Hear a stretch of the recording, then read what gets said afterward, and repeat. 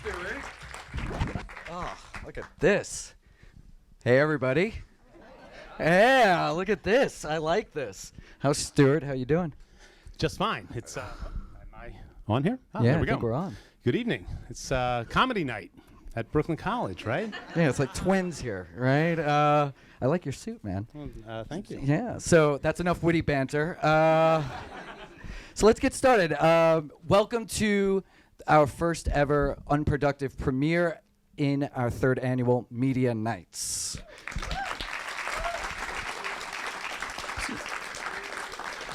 Media Nights is a huge event for us in service to all of our students in the department. And last night was the first night of a two-night conference, which we presented an evening with Al Jazeera, and it was just spectacular. So Yeah, it really was. that was courtesy of John Anderson, our Director of Broadcast Journalism. He's floating around somewhere.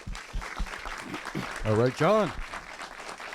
And tonight is Unproductive, and it kind of started like the old story. A guy walks into a bar, But it was your office. and it was this guy. So This Brian guy. Dunphy walked into my office and said, I have an idea to run a intensive writer's room workshop in the January session. Yeah, I had just done a summer session, and I said, this would be great. And then Stuart looked at me, and he said, great, you wrote it. Now what? I'm like, I don't know. I'm a writer. I don't think that far ahead. And he came up with an even better idea. It was one of these things where he had a great script, and it was just going to sit on a shelf somewhere. And I said, if you're writing a script, why don't we think a little bit bigger here and work up a 4-course program so students could start from conceiving an idea, developing characters and circumstances, writing a script, shooting that script, editing that script, and tonight, premiering that script. Yeah, we started in winter 2015. I tortured 13 or 14 of you 3 weeks, twice a week for 8 hours, sitting in a room. And the best part, they didn't want to leave. I think that was the best part. It was also cold and warm inside, but yeah, not going to get into that one. And then we handed it off to Professor Coppell, who couldn't be here tonight, and she handled the spring session. And then we passed this 12-episode, 150-page script onto the production. And we had summer session 1, how many days of filming? We had 14 days. 14 days of filming. Over 4 weeks. And we have some of the actors here. We got most of the writers, if not all of them, and a lot of the production people. And you're all here tonight. And then summer session 2, we did an editing session with Professor Cornick. She's out there somewhere. She'll be here later. And then here we are. Like, it took 10 months to put this together. So you guys are about to check out. No one has seen these episodes. They're airing live right now on our live stream. And then at 9 o'clock, the website goes live, and the first 2 episodes premiere. So anything else? No, we could talk about this all night long, but really I say could. let's see episode 1. You guys ready for episode 1? Okay. So without shedding a tear, it really is my greatest privilege to present Unproductive, Season 1, Episode 1, Mad Ben.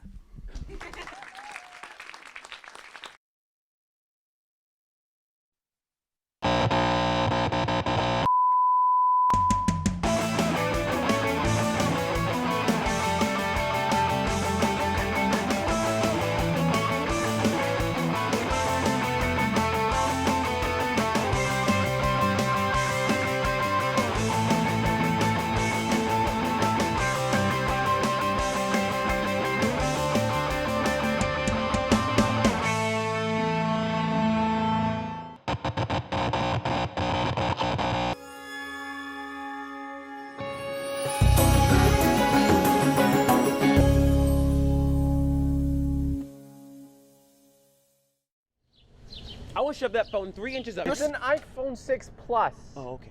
4 inches. No, okay.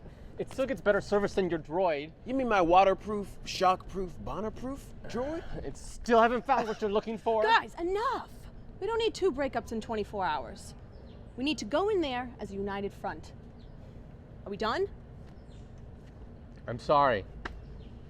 Theo, you're going to apologize to Dave? Yeah, for sure. over breakfast. To the train! Theo, we have to go to class. If two people break up over the phone and their friends refuse to acknowledge it, did it really happen? Yes.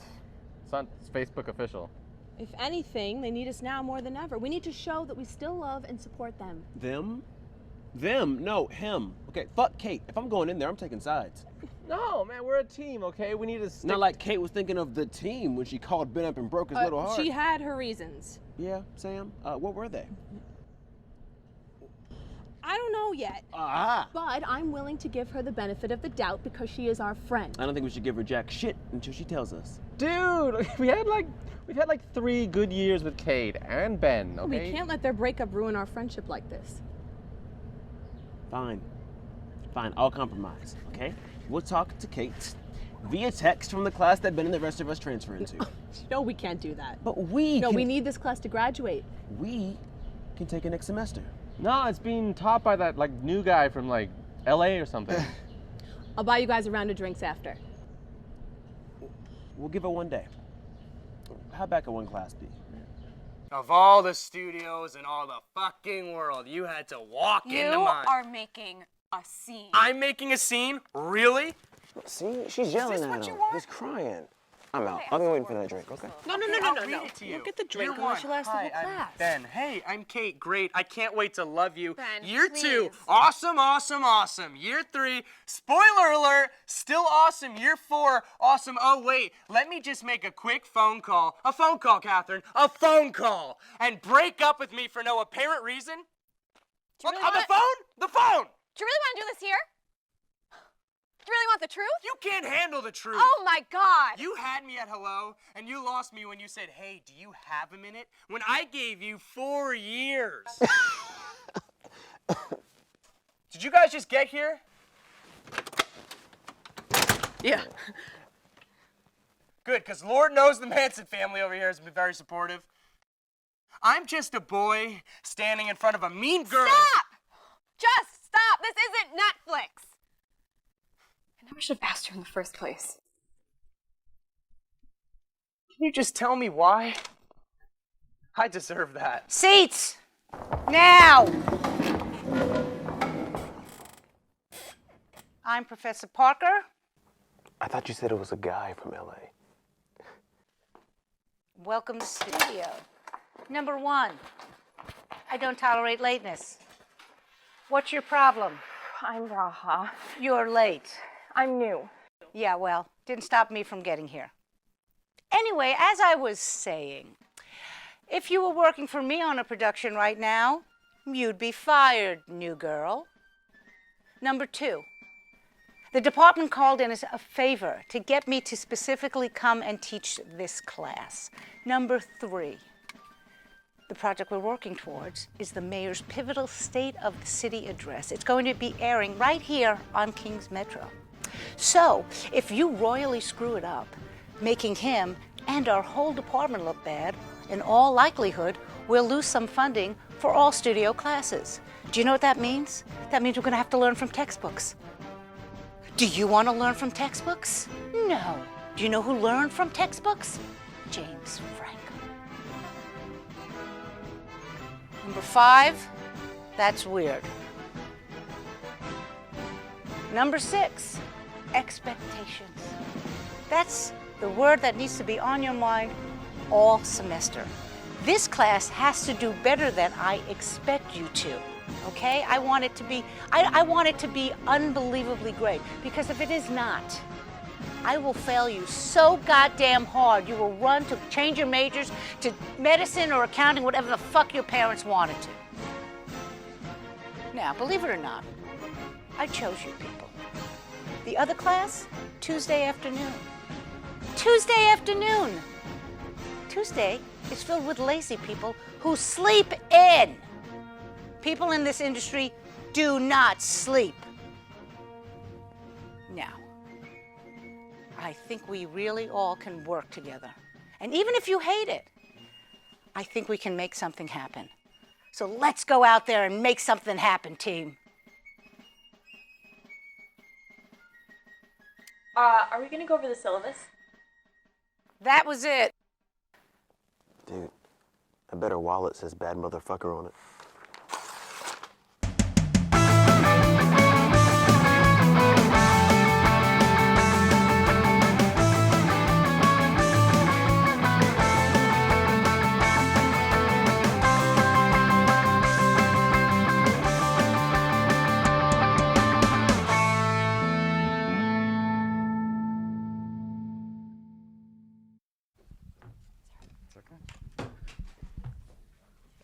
What did you guys think?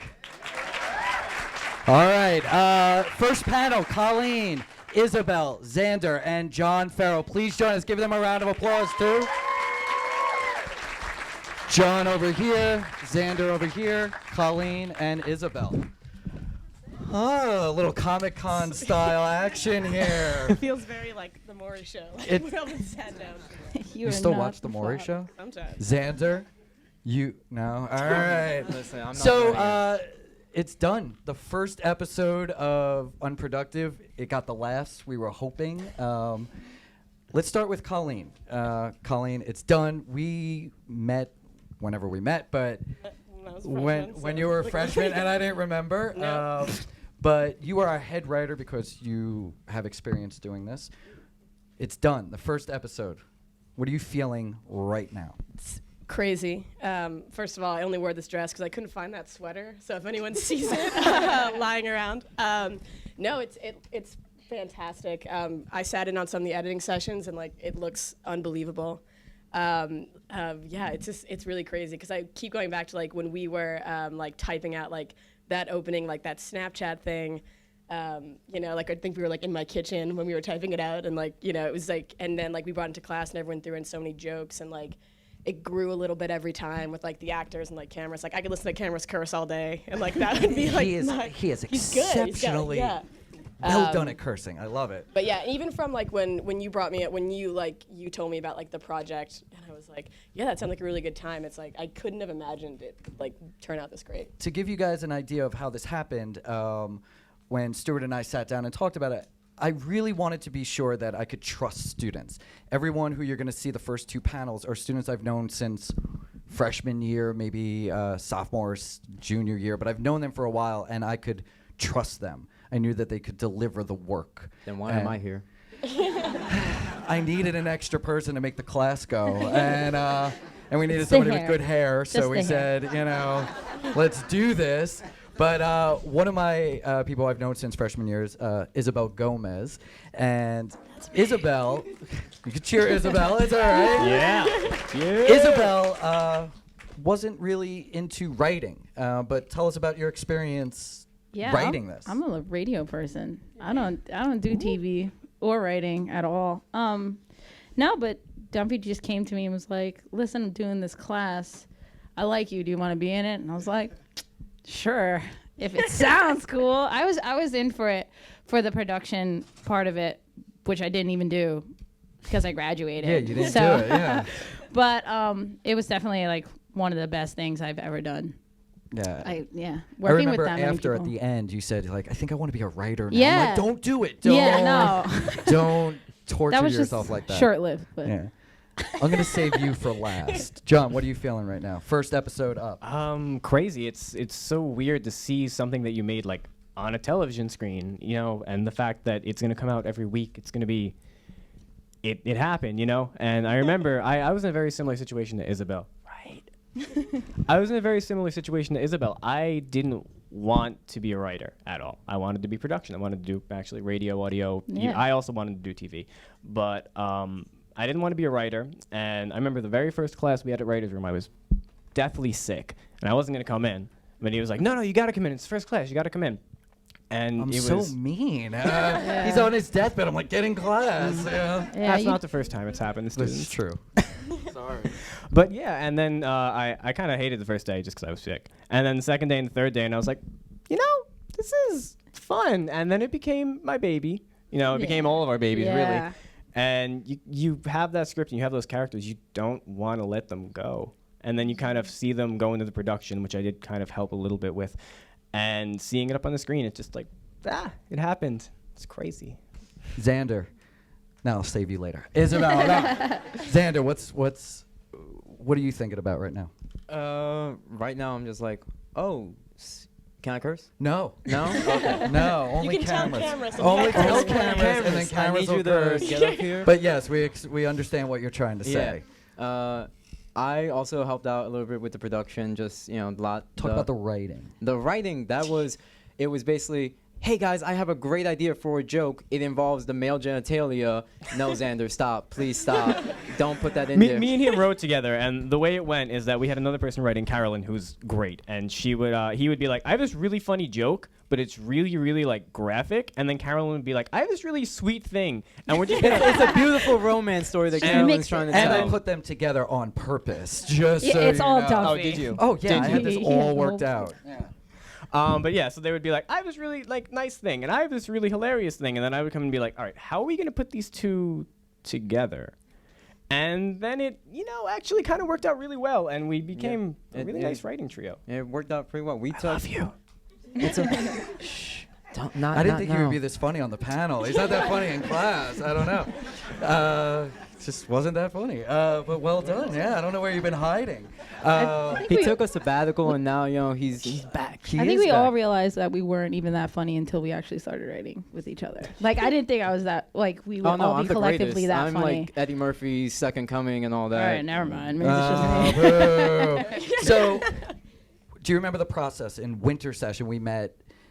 How was that? Like, sitting in a room for 7-8 hours. You mean writing. a hot, sweaty room with like 13 other I people mean, cramped? the first called a day writer's was room, my the friend. first day was definitely like, oh my god, when is this class gonna end? Because usually, like in college, you're just like, when is the class gonna end? And 7 hours, 8 hours, or what was it? 5 hours? No, 7 it was hours? like 7 8 hours? hours. 8 hours? 7 to 7 p.m. It was like, twice a week. It was a lot. I'm but pretty sure this- we had to unionize and get breaks, but we didn't yeah. think that far Yeah, ahead. yeah. I I didn't just give remember that being break. really let's- hungry that day. Let's really paint the situation for you guys. So this is a really big studio. The room we were in was probably about This table. six. It's That's big. right. All right, Yeah. all right. The first 2 rows right here is probably about as big as this, like the room we were You're in. being generous. And Like, there were if- 14 of us at a giant table, so there was no room to get in or out without bumping into people. And who only were like annoyed 2 that we were here outlets. for So 8 if your hours. laptop died, you were not. I got We had to an get a power extension ship. cord. Yeah. Yeah. Week We got- 2, when I realized there would be a problem. Listen, that's how writers write. I mean, you're stuck in a room. That we had a window was inaccurate. I mean, it should have just been in a room with no sun or anything, and that's just in the light writing all the time. And we started with just basic exercises, just getting you guys writing together, and then we had a meeting. Dean Kennelly was there, Professor McClellan was there, and we started sketching out the characters. Yeah, it didn't even And- really start till like 3-4 classes in. Yeah, we well, I didn't had even a- start anything. Well, we had to learn how to write with like, yeah, one well, another. And I all definitely that. had to learn to write. I didn't. I wasn't a writer. I mean, Yeah. Colleen was the only one that was like, "Oh, yeah, I know this. Let's get to writing already." Her and Liz are Like- churning out like 50 pages in like 10 minutes, and we're just like, Yeah, those how many exercises things were go the to Doesn't mean it next was line? good though. It's just Yeah. like, oh, I spent like 20 pages. They're talking about nothing, but Yeah, Dumpy was always usually. like, Yeah. "Make sure you make it to 5 pages," and we're like, "I can't even make it to 2." Dialogue. And just- But that's the thing. I mean, you're not supposed to know how to write. And that's why we created this class, is because, you have an idea. I think I know. I think I want to write. I think I like it. Let's see how it really is working in a room Yeah. with, it's crazy 14 to think other that people. like Izzy, I'm sure has so many panicked G chats for me at like Oh, various man. hours of the day, that because like I'd be like at work and like we need to get a script to Capel by like 2 that afternoon, and like I'd be like, oh, edits, and like I'd just be like G chatting. I felt like I was like always available all the time. Yeah, it was just great. worked out that way. like green, that little green like circle next to your name is like so comforting. Yeah. But no, and like Just, like, and always online. yeah, but like it's crazy that like and John, you said because you were like the same way, like they're like. Yeah, not that you a lot weren't, of it was just me Yeah. just emailing John frantically be like, did you edit it? Did you look at it? Yeah, Because I have but terrible every, grammar. Please make sure this doesn't suck. I don't want to get killed in class. Everyone just became like, it really did become all of our baby work. We were all like, up and like fighting, and like the best is like when we'd be in class and we'd be like disagreeing over stuff about the characters' backgrounds, because it'd be like, these are like if someone would walk by the room, they'd ask for where this real person was, and we'd be like, no, we just made him up a couple weeks ago. We collectively made these people up, and we all really, really were invested in them. One of the characters that we created was Bracha, who we meet a little bit at the very end of the first episode, and she's an Orthodox Jewish girl who decides to say no to her family with raising a family. Spoiler alert. Yeah. Well, no. I mean, we Way find to out ruin it. right away. But the best part about it was that we actually had someone in the room, Carolyn, and she was like, no. You can't say that. You can't say that. So you guys having to learn almost a whole religion and all these Oh rules. yeah, she sent that really great document Cheat that was sheet. just a guide to Orthodox. Yeah, what you Judaism. can That's and the cannot best subject do. line ever. What was it? It was like That was the Braha's show's guide Torah. to- yeah. Braha's guide to, no cheeseburgers, Yeah. no bacon cheeseburgers, Oh, God, no yeah. crustaceans. Yeah, And it I was- really wanted a lot of the Pulp Fiction stuff in there, so I was just like, how am I gonna get Royales with cheese in there if I can't? There's no cheeseburgers. What are you? You're killing me. Yeah. So, Isabel, who is one of your favorite characters to write so far? Oh, Theo was the best one to write. He was just so funny. That's why. But I say second best. I liked writing for Sam. She was. Yeah, fun. we meet Sam in the beginning. Yeah, she's the girl in the beginning. But Yeah, she's like the kind of like the motherly character, but like mediates everything. But she's also got stuff going on in her life, and she's really funny, And she's too. really See, she's she's just, avoiding I don't know. I spoilers, feel like I Dumpy. identified Yeah. with her a lot because a lot of times in my personal life I'm like that. So it's always good to relate when you're writing, especially because it just makes the character come alive much quicker and easier to write for. And Xander. Well, for me, it would have to be Theo because we ran on the running joke that I was the youngest person in the writer's room, and we Yeah. wanted to make essentially Theo the youngest person in the group, and all the curses and stuff. I was like, no, he has to say this, and I was the one who was throwing in all the genitalia jokes with Theo as the. Being so mature, I've never heard you. I'm like, Yeah, I mean, I'm it's like I very need impressed. subtitles We're for very it. impressed. There has to be just subtitles of just like all the expletives I can't say going on right now. But yeah, We'll Theo write was it the up. best to write for me because I also got to explore like him and Dave's relationship. That was a fun thing to explore because it was like, well, how would these two people interact? Because they're friends, but they're not the closest friends, and they're in a group, and it's just really great to see how these two personalities clash and being like, we can write that and just make anything up, and you have to buy it. Yeah. John. I definitely think it was really interesting to write the relationship between Dave and Braha, as you'll see in episode 3. Braha kind of comes into the group, and there's this weird power shift that happens. And exploring that was really interesting because Dave, you can't really tell too much from episode 1, but Dave is really kind of the control. I don't want to say control freak, but he's really into like Pleasantly what's uptight. going on. He is a What? control Yeah, he's He's basically the group's producer in the whole thing, so he has to have complete control over everything. If not, he will break down and cry. And then Braha comes in, and as you'll find, she's very adept at what they have to do. And seeing Dave react to that is a very interesting thing to write and to explore, and I think it'll come out well on the screen. The Ooh, so trio. many choices. Yeah. The trio. Oh my God! We meet a little bit. I tend to forget about the trio. You can't forget about the trio. Is like the people, the Manson family, as they were like joked about. So I got really method. I didn't shower for 2 weeks. No, just kidding. I was just so stressed. They I must think have I loved looked that. tired. They must have loved that on set. Right? No, I liked writing for the trio just because they were like always really absurd, like little cutaways. But I think I liked writing. I liked writing Kate a lot because I liked writing kind of her conflict with Ben because I was like writing Ben so much. Because like whenever you get to be like movie quotes, like that was I think really fun for everyone who got to write it. But I also like Sam. See, I like everyone, I guess. That's a good thing. Yeah, Right. yeah. And Parker was great to write too. Parker was. We're gonna get into that in the Like, acting that panel. Gilligan's Island like thing got out of hand. It did get Yeah, out of that hand. started off as that just a was like throwaway yeah, that that we was like didn't where I was write. like, oh, just a you'll see that poster, one. and just because like yeah, and that was like one of my favorite like because that was like the Gilligan's Island poster, which like you guys will see, had been in the script since like the beginning. second or third writers room, Yeah. and Yeah, that the was like beginning. a weird joke because you'd emailed me that morning, be like, can you write a scene between Dave and Parker, and I was like, sure, and like that was a weird joke, and then like everyone, and that like, and then I was like, oh, it's a stand, but then everyone like hopped on and like threw in better jokes with it, and like it like snowballed into this. Yeah, Gilligan's Island. Got caught up in a storm, Season-long joke. little far from the shore. You know? That whole joke. It's just a 3-hour tour. Yeah. But yeah, I mean, it got to the point of, yeah, it was a Gilligan's Island joke. But watching Parker, originally Parker was Parker was a man originally. Parker was a Yeah. man, And then We That was toyed like one of around the with, last decisions making- we Yeah. actually made, which Yeah. was like crazy. Right. And we'll definitely talk about casting later. Absolutely. Yeah, we had men auditioning, and then like, I've known Carol for a long time from like stand up, and I was like, I think I know the perfect woman for the role. Yeah, she watching the edit, doing each episode, watching each. I was just like, oh yeah, good instincts. Genuinely very intimidating. But what was I remember the room when we moved him out of that little broom closet, and we put them in a big room with a whole whiteboard, and we just started putting the episodes together. Can I just say that was the worst day of my life? You're welcome. I I'm hated sorry. that day. That day, I almost honestly was thinking about Why? not Dumpy's doing about to say this. he loved that day. I hated that. Well, That was the greatest day day we for were it. deciding on like characters and like just creating the characters, and I absolutely hated that day. I wanted to go home and be like, I don't even want to do this anymore. Yeah, that was just crazy. us yelling at each We other didn't and even- being like, no, you're wrong. No, I'm right. Even Stop. just deciding, like, I think Liz Belsky, who I don't know if she's here yet, but we were talking about like names for the characters, and she'd be like, "No, it was named that after 1989." It's like, whoa.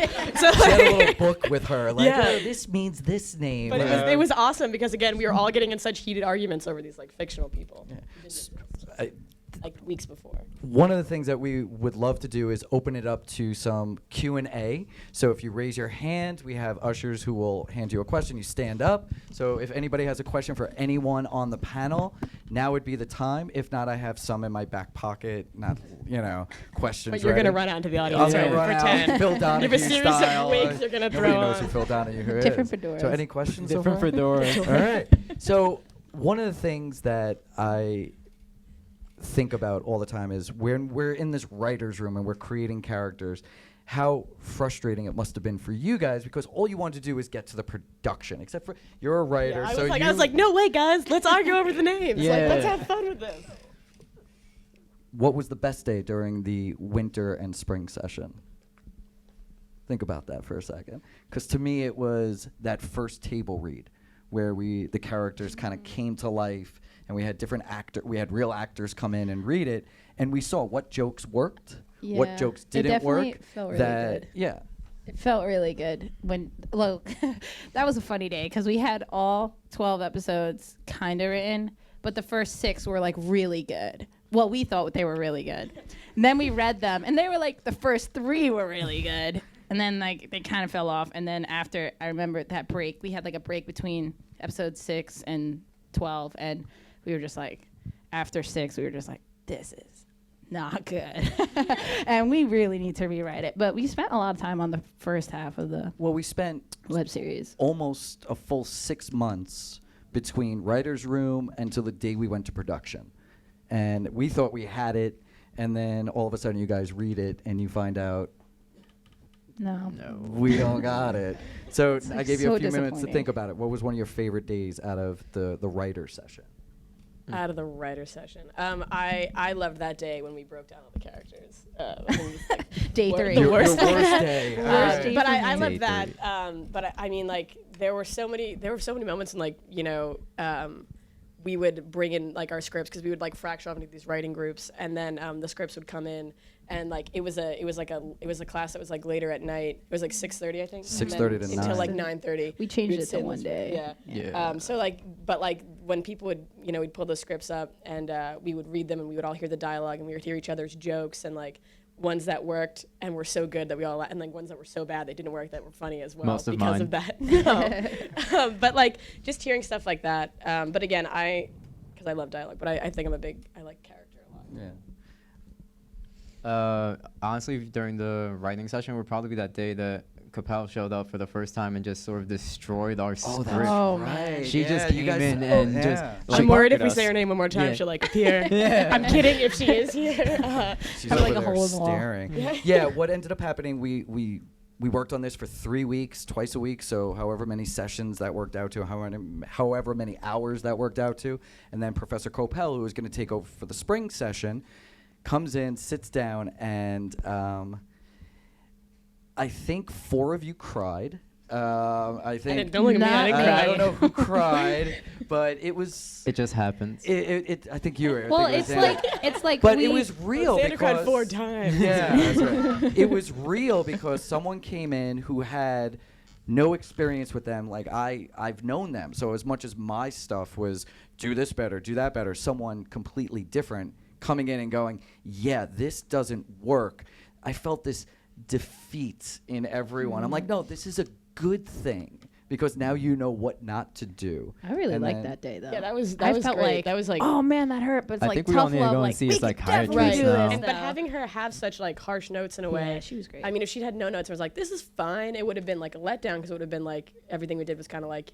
But because she had harsh notes, I think it felt a lot like if she's here, it felt like she really cared and like saw something in this project. Yeah. I think in a way like it was really harsh, but we like walked away a little bigger. You get the last one because I didn't Oh, see anyone geez. with questions. So. My favorite day of the writing cycle. I don't know if I can think of one. I just like.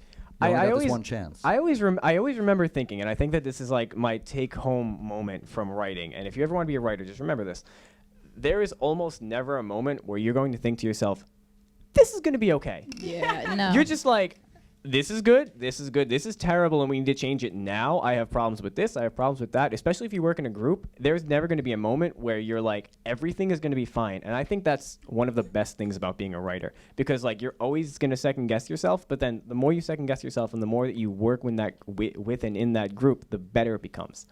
And I think that was just that take-home message for me was paradoxically really nice. It's also really okay. It's okay that it's never going to be good enough. Yeah. Who Like hurt you're you always guys? going That's to what think actors are that. for. You're always going to think like this is not good. And it's never going to be good enough. But that's okay. That's what like, keeps you writing. What in your head was not good enough? Like, what can you point to something specific? Like, this wasn't good enough. I remember. Okay, I remember I Pulls remember out a list, like unrolls it. Maybe we don't have enough time for this. I think I remember, like, for me, like, the one moment I always remember is, like, going over episode 7 and reading it and, like, this is just so bad and I hate this and I just totally want to change it. And I remember being in class and I, like, raised my hand because I couldn't take it anymore. And I was like, this is what should happen, okay? Because Sam wouldn't act this way, and neither would everybody else. That was a crazy day. That was like I got there was like 2 classes. 7 Yeah, that was text the one day messages where I was from Izzy just explaining like what really should happen. I was like, oh, okay. And then I'm not like, sure how to respond. And then I was just like, it's just not good enough. Like, it's not emotional enough. And then, so just that always kept me wanting to, like, rewrite that episode over and over. And I spent a lot of time with Colleen over the G-Chat. Yeah. Talking about G-Chat's it. amazing. I was literally at the office and like I just They're have not a one. Like sponsor. it's like Izzy Gomez doesn't work here. It's like maybe she does. I don't know. Like She was like, she's a male person. So we could do this all day. I promise you, we could do this all day. But you guys want to see the second episode? Yes, come on. Oh, wait, All do right. we have a question? Wait, before episode 2. Oh, yeah, we could get in one quick question. One quick question. She comes in at the last minute, just like a student. I love it. I'm just wondering, when so many writers and you're taking pieces of it and everything, how did you, what did you do in yourselves to make those compromises? Or when somebody said, we're taking your piece out, or when you thought it was a good idea or whatever, how did you, did that, I'm wondering how you grew as a writer or as a person, or what you dug down deep in inside of you to use? Did you throw a fit, or what? How did you handle it? Well, let's see how quickly we could do that. I threw fits every so all often. the time. I broke 30 chairs over Izzy's head. Yeah. How did you? Can't remember. How did well, I she do did it? it, I so know, I couldn't remember. I remember I had written a part of one of the scripts that I thought was so good, and I don't know why, but it never made it into like the final edit that we got, and we ended up completely rewriting that scene. And I was just thinking to myself, if we kept in what I wrote, it would have been so much better. It would have made so much more sense. And just kind of like thinking to myself, you know what? It ended up turning out okay. And just like knowing that like when you leave something in the hands of like other people that you have learned to trust, that it is going to be okay. You kind of learn to trust people around you. What happens when you work in I teams. like that answer. So let's end the panel Yes. right on that. So, Well, we're ahead. let's quit while we're ahead. Because then it would have gone to me. Stay in your seats when we start. So, I think we're ready, right? Ladies and gentlemen, episode 2, we have Brachad City.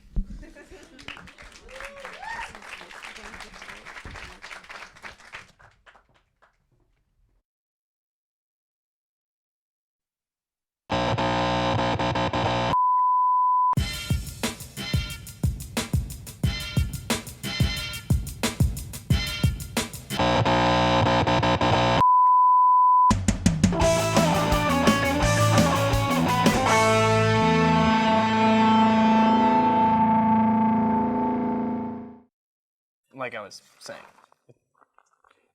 Hey. I'm about to pass out. Oh. What time is it?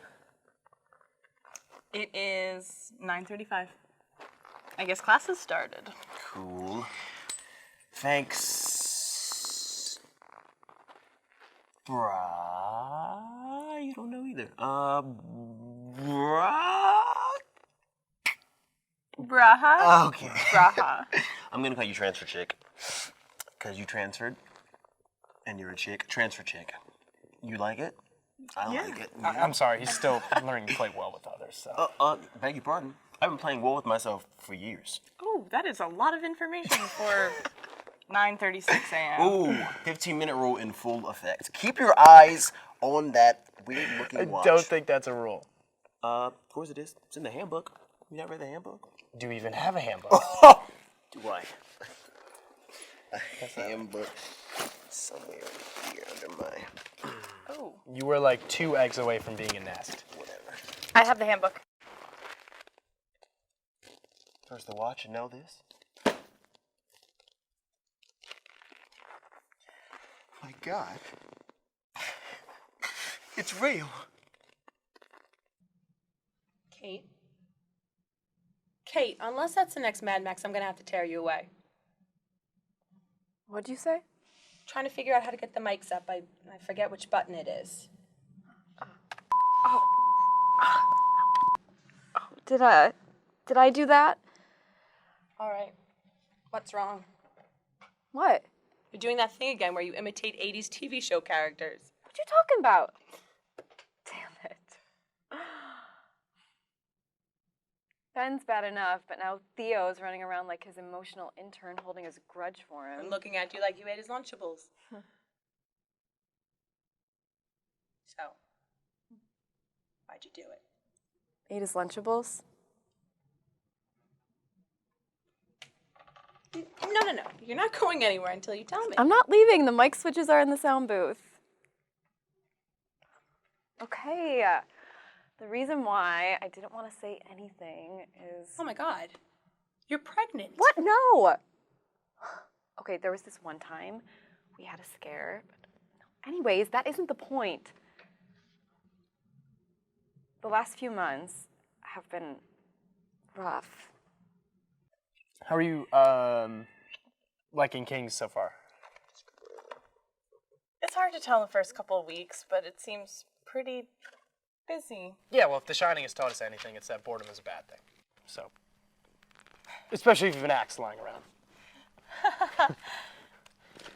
So busy's good, you know.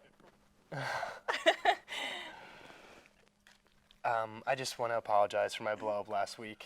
All work and no play makes Ben a little crazy. It's okay, we all go through. I found it. Okay. If a professor is 15 minutes late to a 4-hour class, that professor is counted as absent, nulling that class void.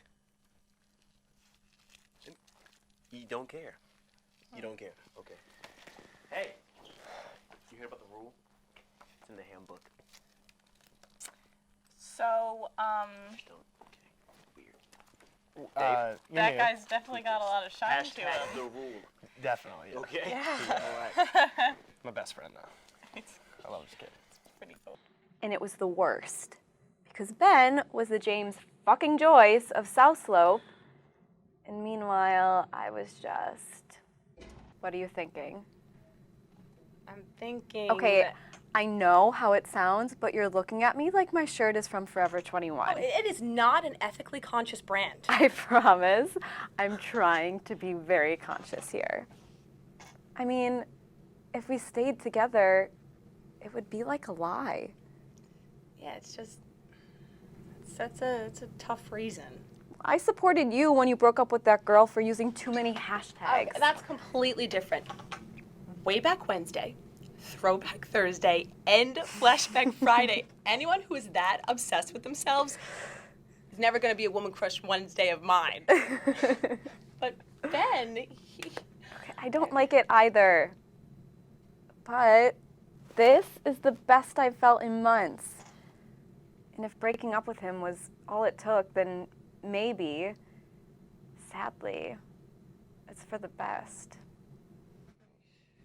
I really did love Ben, but this is more important than the guy I've been having sex with since freshman year. way harsh, Kate. Squirrels are aggressive, but the campus is beautiful. Yeah, if anything, the squirrels make me feel more protected. I haven't met anyone who's done. What? I think I know what they're saying in there. Oh, that room is soundproof. I can read lips, Benjamin. Since when? Since forever. You know this. Come on. Okay. We ate. Wait, my Lunchables? No, they know better. They wouldn't do that. I think she said late? Jackson, I'm allowed to be late. You're not. No, I wasn't. Oh, Lord. Okay. Listen up. We have a lot to do today, so no fucking around. There's a lot And happening while on you're Twitter.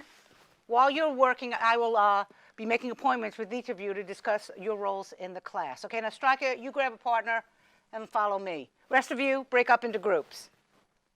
What are you waiting for? Get to work.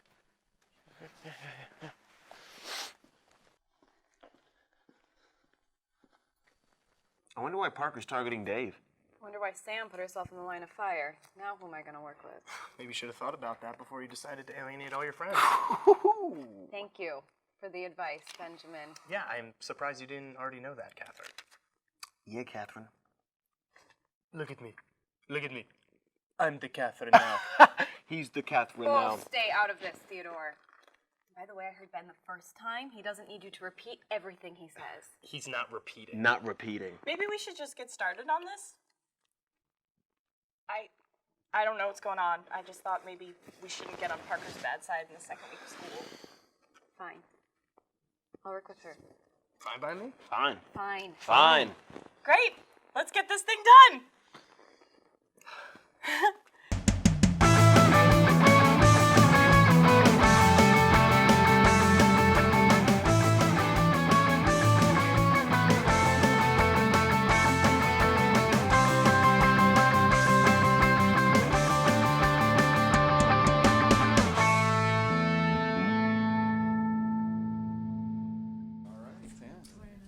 Let's go. Laura. Anne-Marie. Yeah. Episode 2, everybody. Episode 2. Yama, you're going to sit here. Nick at the end. Perfect. So, this is Yama. We have Nick over here. Laura, who doesn't respond to emails. And Anne-Marie over there. So, how'd you get started? We're going to jump right in. We're going to do Q&A towards the end. So if you have a question, please raise your hand. But let's start. Yama, how'd you get involved with this project? I think it was about like 2 springs ago or a spring ago. I was in a satire class you were teaching, and we were probably talking about something really important, and I made a joke about how I'm probably the hairiest man alive, and it got and you just, I think in your head, you just went, that's my future star right there. And, you didn't I've been, shave that day. So no, I didn't shave that month, so it was a good time. It really was. That was the reason. Anyone who could enjoy their own self so much like that comes off awfully, but terribly. Laura, how did you get involved? Well, you asked me to. Yes, I know, but talk about it. Talk about the experience. It was very interesting. I mean, I thought we weren't gonna like make it out alive. We were stuck in a room so together. Scary. I don't get it. No, I really thought that somebody was gonna get punched at one point because we were in a room together for 8 hours at a time. It was a very small room, as the other panelists mentioned, and it was very hot in there too. Well, it was winter. We had to turn up the heat. Yeah, it was terrible, but it ended up being really fun. It was a really fun experience. We got very close, most of us, I think. We became really good friends, and that was really fun. And we listened to the Lumineers a lot. Yeah, So that much was. It was my wedding song. I know. Deal with it. I think that was just an excuse for you to show us your wedding video. I did show you guys my wedding video because I was teaching you how to use music and sound, and I'd rather have been on a beach than in the room with you guys. So it makes all the sense in the world. So Nick, tell me about one of the characters that you liked writing about. I thought this was the production panel. Okay. No, this is the writers I mean, panel. honestly, so writing for characters, it's not really my strength, but I loved writing for Theo, as everyone kind of seemed to. And then He's our Cartman. What's that? He's like he our is our Cartman. Cartman. Yeah. Theo says what everyone else doesn't want to say. And actually, one of my favorite things about the spring was we did live readings, and so we had to find actors, and I think we found Cameras through Dave. And Cameras brought Theo to life in a way that like we were so excited about. We had all of this dialogue written, and he brought it to life like nobody else could. And that was true of all of the actors that we found. Hope for Sam, and Tessie for Braha. We had Braha, and Braha wasn't a character for me until we had Tessie read for her. Yeah, I think a lot of us had trouble with Braha because we didn't like her. I mean, not at all. Did We not, totally we did. did not like her. We didn't like writing for her. And that showed so much. And up until Tessie read for her, that Tessie brought what we'd been trying to write. And I thought that was awesome. I remember you guys like, no, we don't want this character. I'm like, just not want her. It'll come together. But Tessie Trust won us me over. about this. Yeah, Tessie did. You know, Anne Marie, you were you knew Professor Coppell. You knew her already. So Yeah, I already had a writing class with her, so I was warning people she's tough. And you guys knew. You guys saw it Boy. once she gave her a critique. It was. I was one of the four who cried. You were one of the four who So- cried. See, you thought I made it up. There really were tears, and it was like, yeah, man, that's just what's gonna happen. Well, she like I'm- crushed us via speakerphone. like she really. She was in person maybe. It felt like speakerphone. It was like a big god-like. That was a long presence. time. Yeah, what ended up happening was, you guys are involved, and I have you guys on the second panel because I wanted. I looked at you, Nick and Laura. You guys are still around, so the hope is we do season 2. And the idea of this whole project was every semester, every year we have turnover, but no matter what, we have 3 to 4 writers from season 1 coming on to season 2. And then we have 9 newbies that you guys get to torture now. And Fun. Yeah. And I'm never graduating, so I'm like season 6. I'll be here. You know? Head writer credits right there. Nick, do you guys? I think it was you and Robert who ended up writing the rule scene. Was I? Yeah, that we wrote an early version of what turned out to be the beginning of this episode, where Theo's going through the handbook. It's a very different scene when we started it, but Rob and I think Izzy at one point too. Yeah, don't forget Izzy. I can't remember everything. It was one of Izzy's favorite scenes. What was the question? What writing?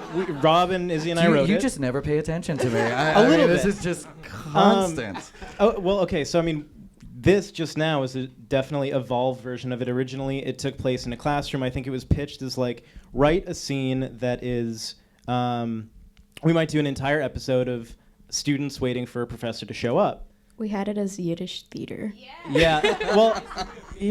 History of Yiddish theater. That's right. There was a lot of it. Yentl and Well, 'cause once you- Fiddler on the Roof, and that's Once you about told it. us that we had, for sure, an Orthodox Jewish character, we were like, do we put a bunch of Jewish jokes in here or avoid them?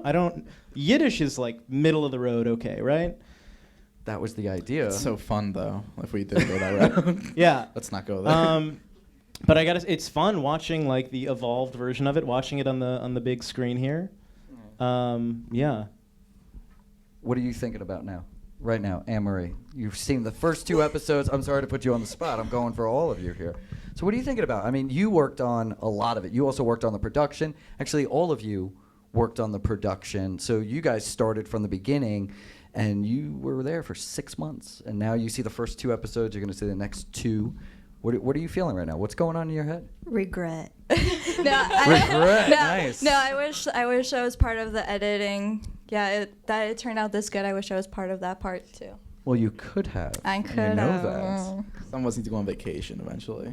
Yama, what are you thinking about right now? Right now, I love so many people involved with this because it was so like all 3 aspects were so fun. I didn't do the editing, and I mean it was just so fun. I love seeing, and I didn't pay attention to the editing. I was like, I want to know what it's like this day, and it's just so much fun. I don't know, man. Like all these actors are so fun to watch, and it's just like I can remember. I'll watch a scene. I'm like, oh, I remember. I'm selfish. I watch a scene with these two. I'm like, I remember a joke when we cut camera that I said that was hilarious. But so it brings back good memories. Just I got a good photographic memory. It didn't make it. No, but it just brings back the memories of like those shots or those lines we wrote, and I like that I got a good memory for that because I mean those. It was 6 months we did that. It was so fun. Well, yeah, the dialogue is still like seared in my brain. Yeah, and so exactly. watching it is a sort of surreal experience because we had either us reading it like in our heads or in the classroom in Capel's class in the spring. We read all of these scripts like hundreds of times. And what we would do, we would act them out. That's how we. That's right. Well, Which was very poorly. of course. I mean, we're some of us weren't writers, but not all of us are going to be actors. But Yeah, well said. Very nice. I'm gonna put that on like a Yeah, mug just or leave something. it on that. Yeah. So what ended up happening was we're in episode 2, and we have this scene with Sam and Kate, and that scene is pretty important because they just broke up, and we had to write the scene, but we didn't want to give away the farm on why they broke up. Do you guys remember us talking about the reasoning on why they broke up? Do you remember us talking about that during winter session? It was really hard because it was very like kind of minimal. Like the issue, we're like, what should it be? We don't know, so maybe the audience should know right away. Yeah. I don't know. I remember we were like, Not sure. let's not make it like it's got to be realistic, but it's also like we can't like make it so that everyone hates Kate as a character. Right. We It was can't- about we the can't- writing we were that just we gonna had. like throw It her to was the wolves. because she needed to be a better writer, and Yeah. we thought we didn't want everyone to hate Kate right away, No. right? We Yeah, wanted we could- kind of people to be on her side because we don't know, like. Yeah.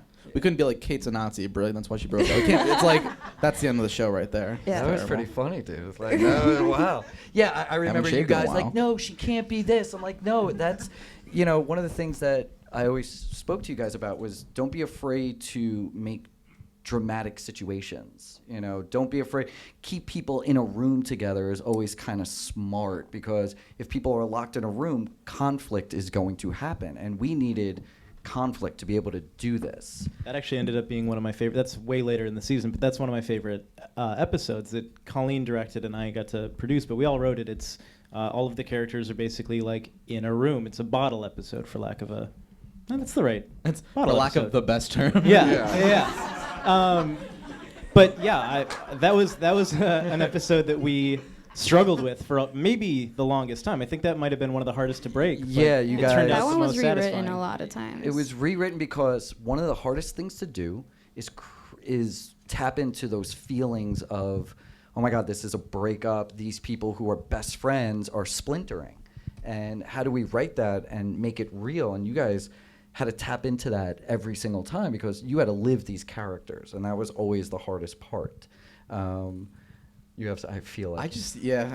I don't know if the writers can relate. Maybe I was the only one. This went a long way. It's like a long class and it was over the semester.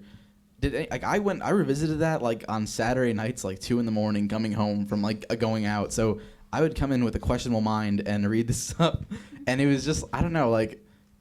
The fact that I would wake up with just like that would be my first thought in my head because I had a hazy recollection of it when I came home, and I just that became my like kind of like the dialogue kind of became my life for a while, and I just thought like what a great way to get obsessed in like something you're like involved in. Yeah.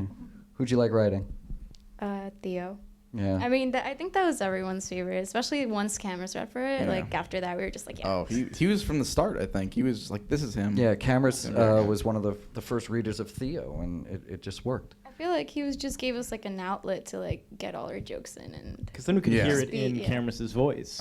It made it a lot more fun to write.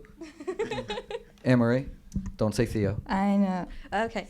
Well, can I just say why Theo a little bit? Yeah, sure. Why? Okay, so everyone's saying Theo because, he's like, he breaks the tension. He's so funny. And then I like writing Dave, who is Ben, because Right, of that his was rants. a mistake on our part. that's- Yeah, we casted Dave to play Ben, and we had a Ben playing Dave.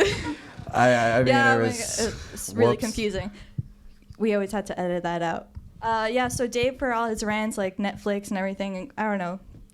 I love that part. And then, Sam, 'cause she's strong and she has like a lot of problems, which everyone. What was the most Which you'll challenging? see, and you all have problems too, right? What was the most challenging? What was the most challenging aspect of this entire project? Since all of you were at least a part of the first 3 classes, I would have loved to have been for you guys to be on the 4th in the editing room. You regret that now. What was the most challenging?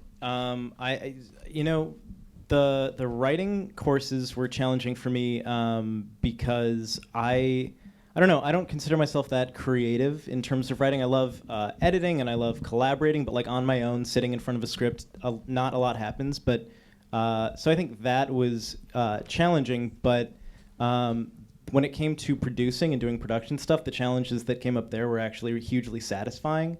Whereas the writing, I would just pass it along to somebody else, Colleen.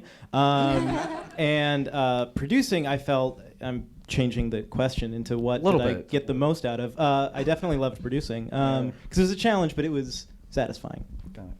Laura.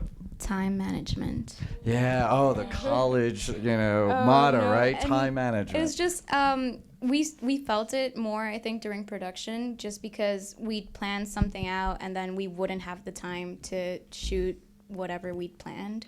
And that was very frustrating, considering we had a very limited amount of time. And then by the end, we were just like, we have so much to get done and no time to do it. So that was very stressful. So we have a few questions. If anybody has a question, please raise your hand because this is that opportunity. So we got one over here, over there. While the mic gets to Rob, can I ask a question? Why am I listed as 3 different people in the credits? I'm Nicholas with a K, Nicholas with a CH, and Nick Asardo. Because you were so important in all facets that you couldn't have been the same person. Well, before it gets to IMDb, let's... So we have a question from... Yes, please. This might be a loaded question, but Yama, how did you come up with the name of the title? How do we come up with the name of the title? Oh, that's a good story. This is my favorite story. So the whole idea with the character Raha, kind of breaking her orthodox. I was going for, I think I said, why don't we call it unorthodox? Because we're going for that double entendre of the transparent kind of show. It's an unorthodox class, and she's becoming unorthodox. And I sent it, and Dunphy loved it. And then we're in Brooklyn College, let's be real. So she was like, they loved it, the higher-ups loved it, can't do it. So what happened was we're shooting around. I didn't want to do that yet. I was like, I don't have tenure, let's... But luckily we shot around, and we bounced it around, and your lovely husband, Rob, decided to go the same route. He goes, why not unproductive? And there was a good 2-second silence. No. If you really want to go, there's a lot of titles. You wanted Studio King. I wanted something because forever you guys are like, we just don't have a title. And I'm like, you need a title so you can get Studio bearings. Kings? And I said, it's Studio Kings or nothing. And I left, and then... Then unproductive. We were I'm like, Studio Kings, I believe Robert and Dave pointed out there might be a correlation to some dirty website with Studio Kings. I won't get into it. Nick gave me this suggestion. They were like, reality? Let's not give them exposure. But thank God Unproductive came up, because that really, come on, double entendre, production, they're unproductive kids, knocked it out of the ballpark. Yeah. And then we got the Studio Kings underneath the carpet. Yeah. But and now Unproductive was perfect. Every time somebody says unproductive, everybody else is like, and it's terrible, and we all hate her. I'll take a drink from that, basically. We make a lot of inside jokes. We reference ourselves a lot, which is awful. It kind of is. Yeah, it kind of is. This experience made us very conceited, I guess. I'll get you off the stage soon enough. Other questions, please raise your hand so we could give you the microphone. We got one over there. Hi, my name is Kristen. So it's super apparent that you guys are all very passionate about the project. But Professor Dunphy, you mentioned that you had to gain the trust. What did you guys do to gain that trust? Follow him like a puppy. I didn't shave for a year. That's all he did. It was commitment. He saw it. 6 months in satire. All he did was, I was just like, dude, Teen Wolf too, easy. November was over. This was yesterday. I was like, oh my god. Truth is that everyone from the first panel, on this panel, and then the other writers, I trusted them immediately because I put them through at least 2. Some of you have been, 3 classes with me? 3. 3. Love them all. Yeah. 4? I think so. Oh, Jesus. And then I was your TA for a semester. Yeah. And then I would have, Something like so that. I would be around Read them his book. for 2-3 years. I and they would always come to me, I don't know what I'm doing with my life. I'm like, neither do I. And then I'm like, Yama, here's a razor. I mean, it was, shave that. It's just, the trust was built because they know, hopefully they know that I actually care about them and care about what they're doing. And I'm not gonna cry, but I wanted to be sure that they left here with something great. And I thought I had something, Stuart and we thought we had something great. And I'm like, I want these people attached to it. And yeah, I mean, I think that's how I earned your trust. And you earned my trust by doing well in class. Right? Yeah. Oh my God. I feel like we should wrap up after that. You showed us your wedding video. That's like opening your heart to us. It was just a practically good family, right? video. Yeah. You are family. You were invited, but you said no, Nick. To what? To the wedding. I was invited to the wedding? No, you made me. Oh, TA the for your invitation class. was lost. Right. Shoot. You mean I had to babysit your cat? Yeah. Right. Do I look like a cat person? Really? Any other questions? Please raise your hand. We got another one on this side. It's that whole section. Good section over there. Okay. Hi, my name is Talea. What about the students that you approach to work on Unproductive? What qualities did they have that made you want them? Don't you see it right here? I'm being totally serious. I mean, they're everything. They knew that I could yell at them and they would take it. They would understand that I'm not being mean sometimes, but I was honest, and I knew that I could be honest with them, and I knew that after a while I could call them and say, listen, this is not good. You have to be better. And they wouldn't look at it like I'm being mean. They would look at it like, no, he's doing this for a reason. I think that Yeah, you feels were right. like the football coach you wanted to play for. Aw. That's so much credit to give. No, really though, you were really like, not like Bill Belichick. No. Not Tom. You're our Pete Carroll. We're not gonna give you Tom Pete Coughlin. Carroll's That's an old adorable. joke. Yeah, we don't make want it, that. okay? I'm not that old. For 2 seasons. Trust is a weird thing when it comes to this project. Some didn't have writing experience, but I knew that they would be able to step up when I needed them to. And Isabel wanted to be a writer afterwards. I hopefully convinced her not to. All right, good.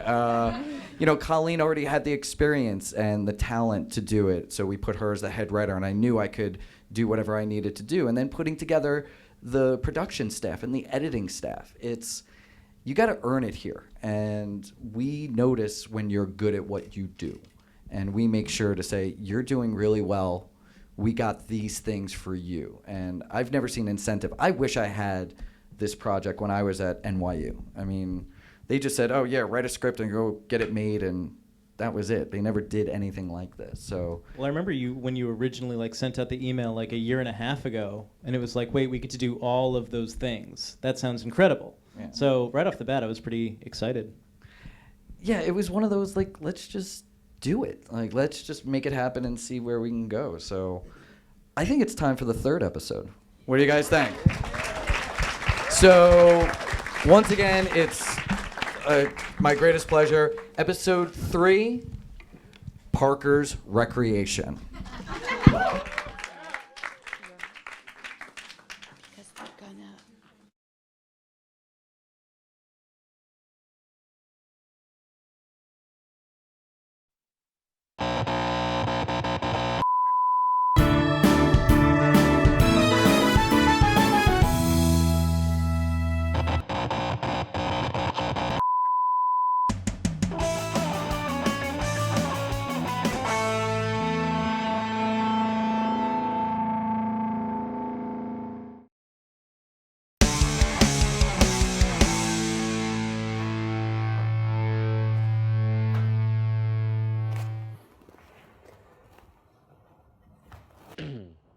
Hi.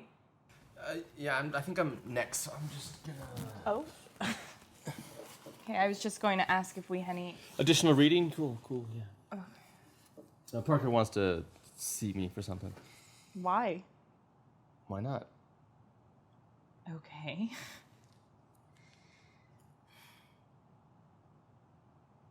Ah, you have the 3rd edition? Yep, it's the most recent. Yeah, but the UK reprint has a couple of added notes and fancy spelling. When you read the word color with a U in it, totally changes your perspective on the art of lighting, you know what I mean? Cool. Okay, well, I'll just let you do what you do best.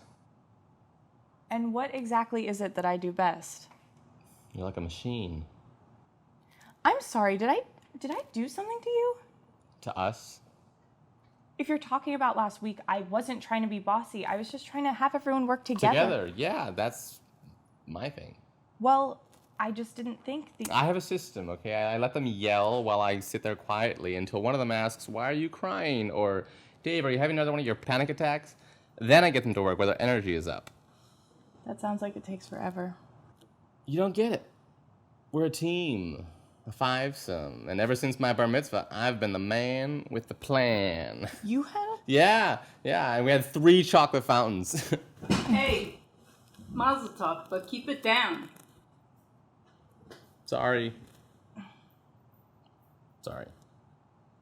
It's okay, I just thought that maybe you would... Never mind. I'll just join the other group.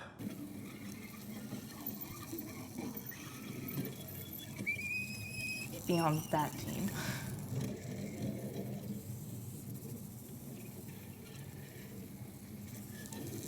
Don't do that. I'm sorry I didn't. It's just. We're all adjusting to the recent circumstances. I'm sure you're going to be a huge asset to us in a fun way. It's just. You got to find what your thing is. It just can't be mine.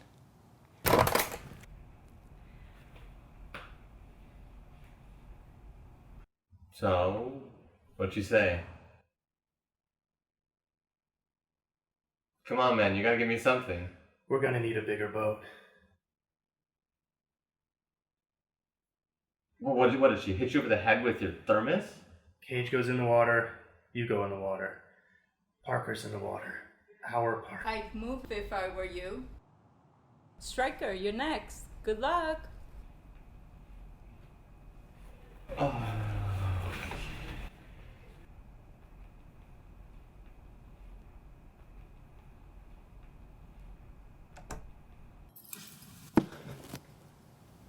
You look like you've seen a ghost. More like a great white. Are you okay? What? Yeah. That was a surprise in there. She is very intense.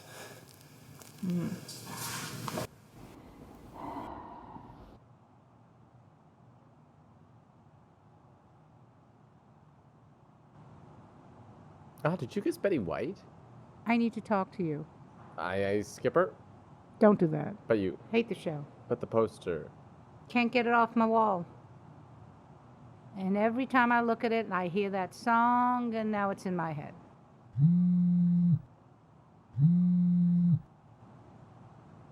You have any idea why I singled you out while I have you log equipment and, clean my thermos and update my syllabus? And your Facebook. I don't have a Facebook. Yes. Right. You don't. Do you mind if I just check my phone real quick? Why do you think I'm singling you out? Because we both dress sensibly but professionally. Your shirt's inside out. I know, I dropped a buffalo boneless wing on it. I'm too busy for the bones.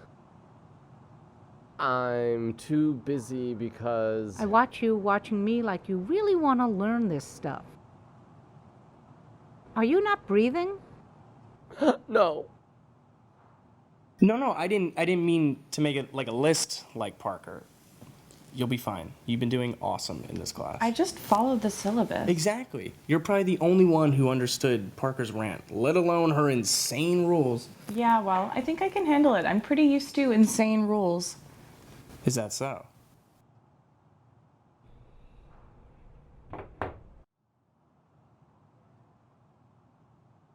So, are we gonna be karate kidding all day, or?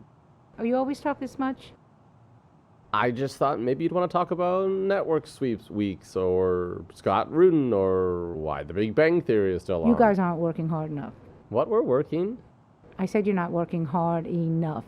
Okay, I don't have time to watch you sweat through your saucy shirt. There's a weak link in the group. Okay, the breakup? You know about that?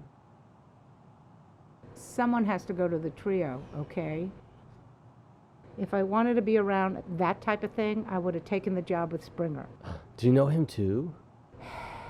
It isn't my place to step in, okay? But it is my results at stake. And it's my responsibility? Well, if I tell him to split up, then I'm just a Grumpy adult? arbitrary authority figure, okay? But if it comes from... Sorry. Dust. If it comes from a colleague, it might mean more to them, okay? Plus, there's much more at stake than your perfect last semester. I mean, you can wear them. They're considered men's clothing. Yeah? I really don't think you'd want to see me in Sam's low-rise skinnies. Yeah, well, form-fitted pants aren't modest. We're allowed to wear loose pants, but nobody ever does. Like, and you don't know what you're missing. Oh, that's the other reason. They say your legs, don't make me say it. Oh, come on, now you have to tell me. Okay, your legs make like a V or an arrow that point to your... What? Who even thinks like that? Okay, then why are men allowed to wear pants? Because women apparently don't think like that. But when a man sees a woman wearing pants, they think of that, and Right, the whole no sex before marriage thing. yeah, no touching at all. Not even a foot massage. Definitely not. And no $5 milkshakes or a Royale with cheese. What? I'm not that sheltered. You did live your whole life without meat and cheese, so. I can't do that. It's too much responsibility. You know, if you need me to explain it to you, maybe you're right. Braha's still out there? No, wait. This is my team. You know, if you really want to come with me, you're going to have to learn to make the tough decisions. You need the experience. Experience? Yeah, but what about the other kind of experience, you know? Isn't understanding that you work better together just as important and difficult a decision as splitting us all up, you know? Can't that buckle down mentality that the very spirit of entertainment, collaboration, hell, television even, Check your email.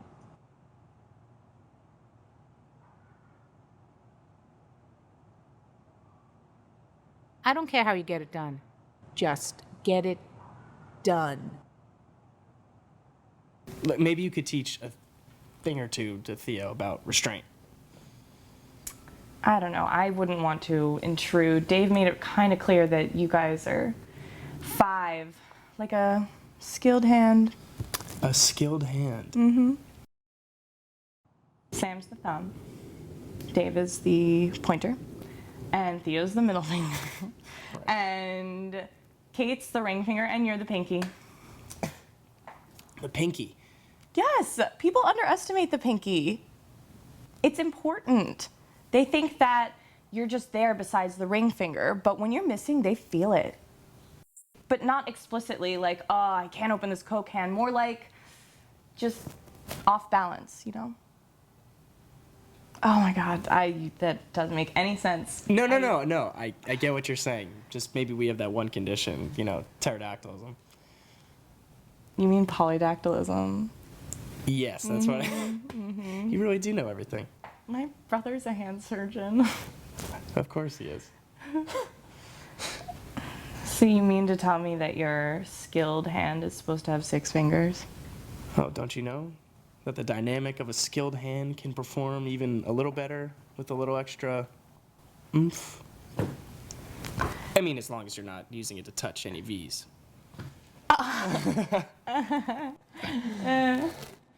Hello,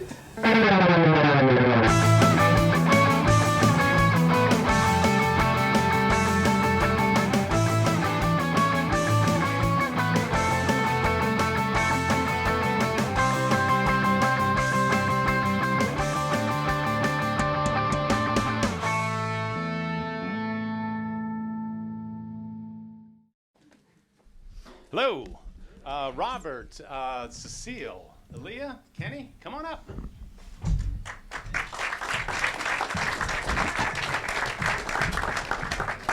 No assigned seats. I don't. You're next to Rob. Oh, there are assigned seats. Yep. Can I ask, why didn't we get to see your wedding video? We edited. I mean, all right, yeah, cool. I thought we had a bond. So, apparently there's a whole lot of crying going on in the department that I don't know about. It's because you haven't been in the edit room. We took it like well, let's talk a little bit about editing and production. But before we get into our little discussion, why don't we go down the line? We'll start with Cecile. Introduce yourself and tell us your role in this production. I'm Cecile Kornick. I am an adjunct professor here. I'm also doing my own productions. I have a documentary in post. And I was lucky enough to be teaching the editing class. I'm doing this teaching thing because I really didn't have to teach it. It was more a whole lot of other things than teaching, but that's what I did. I helped them actually have something deliverable by the end of our summer session. Kenny? Yep. My name's Kenneth Bordes Holland, and I was part of the editing team. I also created the main titling animation, so like the little people talking and yeah, and that's all for now. Very eloquent. My name is Ilya Tenzelis. I was on production, The Torture of Production, and I also wrote the music with my guitarist, and I edited this episode right here, which is pretty cool. So, Robert?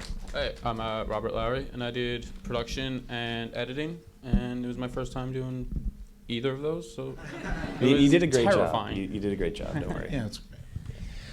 In the opening remarks, Brian gave a brief overview that this project was, we are the production and editing group now. So by the time first summer session rolled around, we had a 150-page script to produce, 12 episodes, and 14 production days spread out over 4 weeks.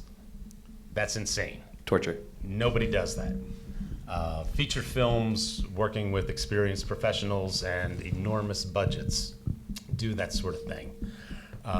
So it was really amazing that we were able to go ahead and move forward with this. And you know, there were sometimes doubts as to whether we were going to complete the number of pages that we had to complete during any given production day. And if we fell behind, everyone knew it was just going to snowball, and there would, past the point of no return, and we just wouldn't make it. And I think after the first 5 days of production, we were 5 pages behind, and I knew we could pull this off. So you two participated in both production and editing. Yeah. And Kenny, you were just post-production. So Yeah, I was just in editing. Okay, so we're going to get to you in just a second. Okay. But Lee and Robert, why don't you start off? Share some of the observations about the production process with us. You want to go first? Because I'm going to go off on a whole rant on the on the audio, but yeah. Yeah, so one of the biggest things I noticed coming from the production course to the editing was we forgot so much. Yeah. And there were no establishing shots at all. And we had to kind of figure out, what are we going to do? So me and Rob kind of grabbed a camera. We were like, let's just shoot whatever we can while they're editing and get it on there. Yeah, and we got a lot of shots of turtles, which was... Yeah, there's about like 5 minutes worth of just turtles, which you'll see in the next episode. I've worked on... I kind of fell into film in January, and it wasn't really something I was into. I was more into just music and audio, and that was really my thing. But when when I was asked to do this from Professor Dunphy, I was like, okay, yeah, cool. I was really nervous because I just started doing camera stuff. So I was supposed to do mainly camera and sound. Camera was first and sound was second. But it ended up being that I became head of sound because I noticed so many problems that just happened. The mics were dead. There was so much static, and then there was failed audio. Also, there were things that if you notice here, you probably didn't, but there's added audio onto there. The dialogue between Parker and Dave is completely added in. It was recorded after we had shot most things, and we had had the actors come in. It was something that we didn't want to do, but we didn't really have a choice. And overall, I thought it was a great experience because when I mean torture, I mean we were sitting there. Most of us were at one point about to kill each other because, and maybe not each other, but it was very. We were going to kill someone. We were trying to find a person to kill. It got very, very tense very fast, and I kind of tried to calm everybody down. I don't know if it worked, but because I was mad too, but at least we got it done, and that was my main goal. Because you said after the first week we were 5 pages late, and then we ended up being 14 pages late, and we ended up being a lot later than we thought, but it was finished. Yeah, we were pretty. we had a schedule, and we were like, oh, we're behind again. Yeah. Yay! Let's that do it. schedule got thrown out pretty quick. Yeah, but it was very fun. I loved it. It was a cool experience, and I'm very glad that I was a part of all this. Talk a little bit about, we had sound equipment failure where we knew we could not go back and reshoot a couple of scenes. Yeah. So we had to pull someone from the production crew, Abraham Hunter, who's unfortunately not here tonight, and have him edit. I think it was 5 scenes, just a couple of pages, very short. All the office scenes that you see with Parker were edited while we were shooting because I was upstairs, and I think Laura and Colleen came up to me and were like, we need you. And so I ran downstairs, I checked it, and all the audio that was for those office scenes, there's a bunch throughout. There's 3 more throughout the whole thing, and you just hear this disgusting buzz. There were no other clips, and I was like, well, I don't know, because when we shot it, everything was fine. Everything sounded great. Everything just worked, and it sounded awesome. Then when we go into because every day we would dump all the media onto one giant hard drive, which was a mistake because we need to learn how to label things. And that was also torture. Manage your media. Excuse me, misplaced footage. It's okay, but that was something. So what we decided to do was, me and Professor McClellan, we decided to do an ADR, and that's additive audio. That's automatic dialogue replacement. Sorry, there you go. Automatic dialogue replacement, where it's literally you watch the scene that's picture locked, so it's edited to what it's going to be, and the actor basically records over what they're saying. We have the script in front of them, and they just do it. So I was supposed to do all of it. I ended up not being able to do the recording. Jonathan, I don't know where you are, but he did most of the recording for the ADR. I had the job of taking all of the clips, I don't know, I think it was 4,000 clips, and placing them under each person's lips. And it took me 3 full days to do. It was really bad. I ended up falling behind in editing, but that was very important that we got done because that was episode 3. There were 3 of those scenes in episode 3, so we really didn't have a choice, and I had to. And then I realized afterwards that because we used room 302, which is the audio lab, but I didn't know we had a Pro Master Suite in the next room. And so we had the computer crashing every 2 seconds, or the computer was too slow, and then. It was just like a nightmare all throughout, but it worked eventually. But a lot of good comes out of that type of, because this was really one of the reasons that Brian and I put this whole series together. When something like that happens, we have to figure out the solution, and the solution is just what they do in Hollywood films and television series is automatic dialogue replacement, and it was a great skill to learn. If you can do that, you can work in this business for a long time. Yeah, it was the second and third Dave Parker scenes were slightly off, and I had to basically go and just zoom all the way into the clip and just lined it up. And that was something that I didn't think I would be able to figure out, but it came out perfect for me, I guess. So speaking of 4,000 clips, Cecile, they kind of fell on your lap as the post-production instructor.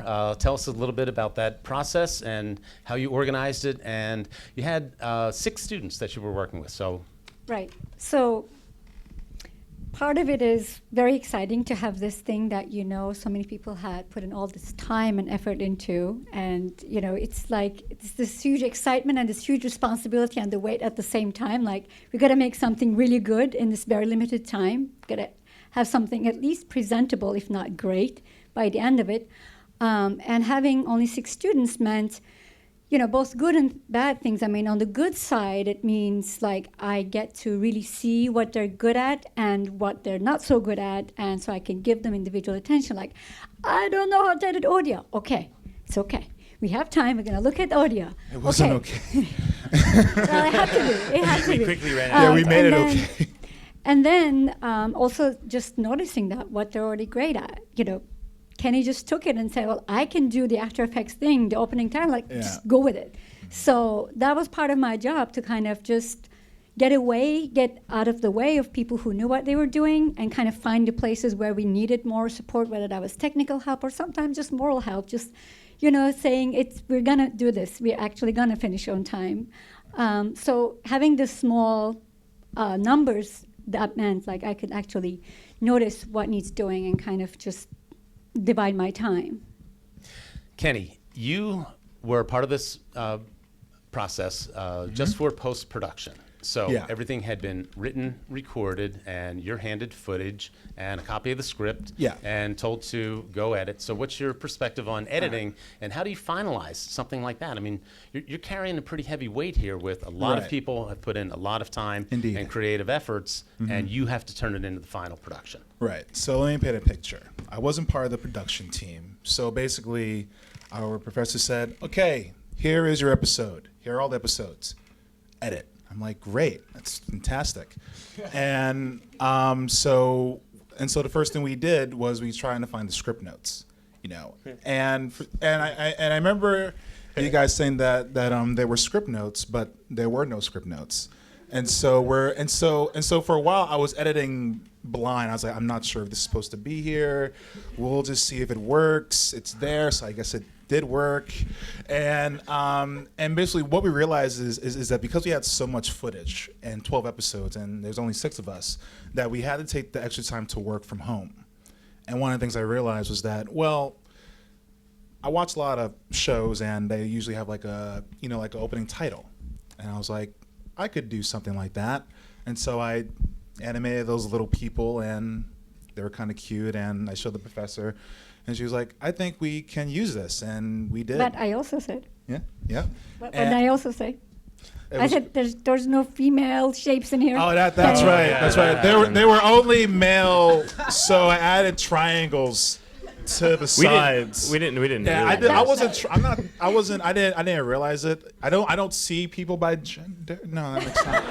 By triangles. But I added the triangles, and that's all I knew how to draw. Were I only knew how to draw circles and squares and triangles. And it's like, okay, how can I make this work? And it works. I just gave them the little bubble text, and that was it. And then they realized, like, hey, you were pretty good on that. Can you do more for us? It's like, sure.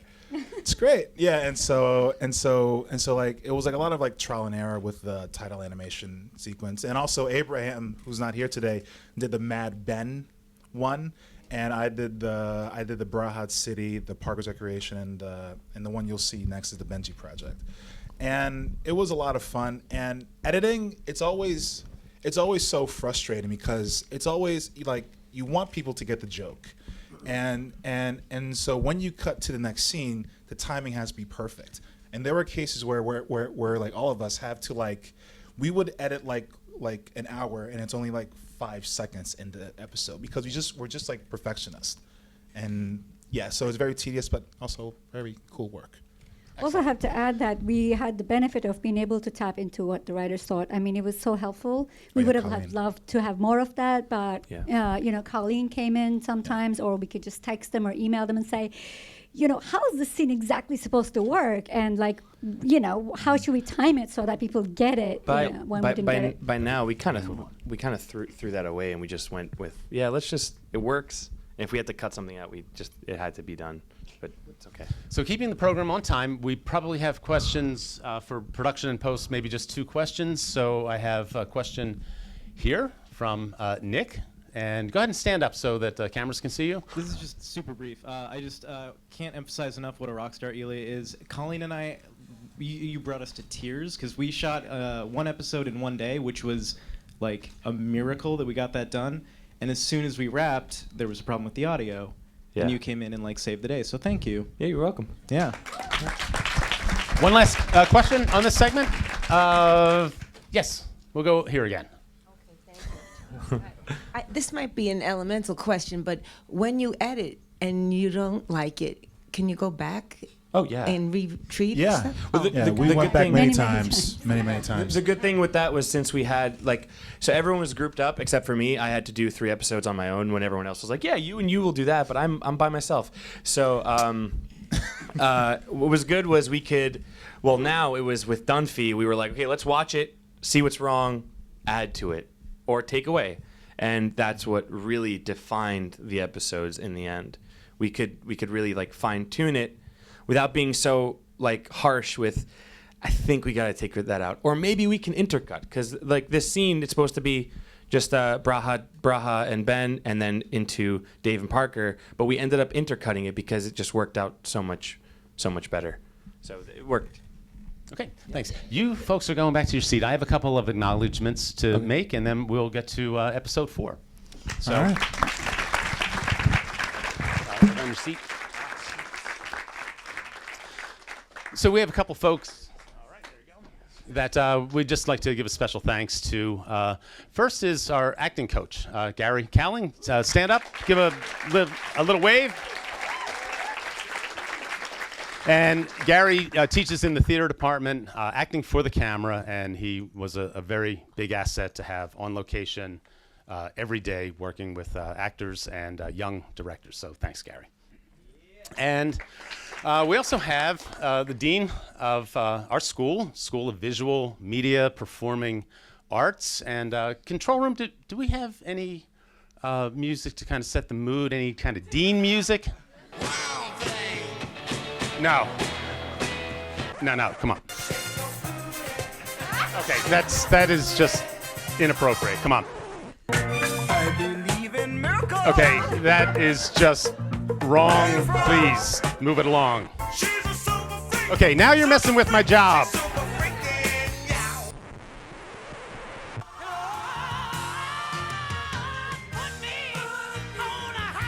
Something I can work with.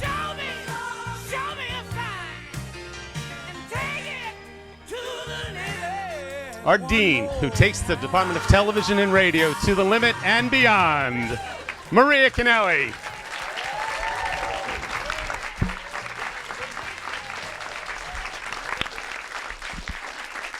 All right, folks. So, episode number 4, The Benji Project.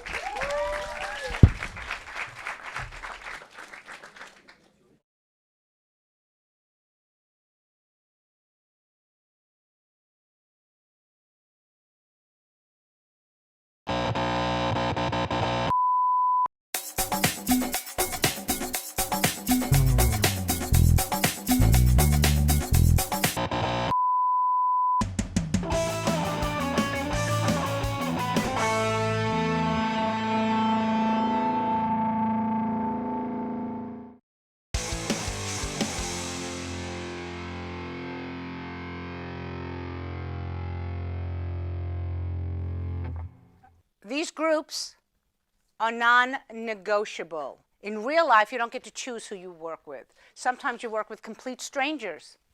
Other times you work with people who don't know what the fuck they're doing.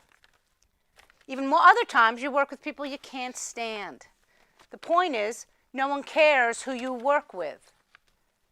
You just do your assignment or you're fired. Do not look in those envelopes until you set up your shot. I'll know if you do. Deadline is 1:15 p.m.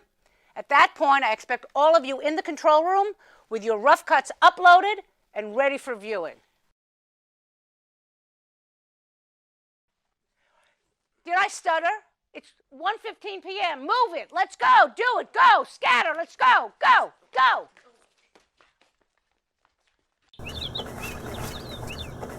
I mean, this is crazy. What is the point of shooting outside for a studio class? You know, if you want to know everything in the industry, you gotta be perfect about everything. Have you seen my thermos? She loves that thing. Yeah, assuming she's capable of love. I think that she swiped it from the set of a show she worked on when it went off the air. It reminds her of the good times. For someone who spends 89% of their time on Tumblr, that's a pretty weak theory. You're right. The thermos is actually a gift from Betty White after Parker showed her a good time in Vegas. Again, assuming she's capable of love. What's in the envelope? We're not supposed to open it until we're literally ready to roll. I just want to follow Parker's rules. We're as ready as we'll ever be.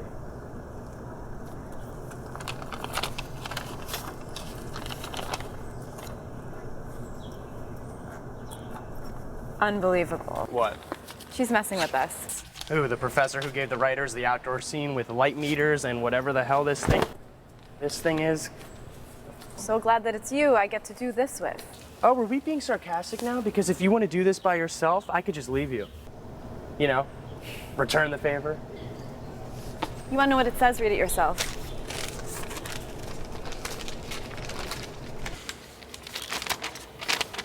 Make a 3-minute montage scene about college relationships. Maybe we could end it with a phone call. Fuck off. Yeah, I'll take the F. Like hell you will. We have worked together before. All we have to do is get a few good shots and then call it a day. If it means taking an F or spending 3 more minutes with you, I'll take the F.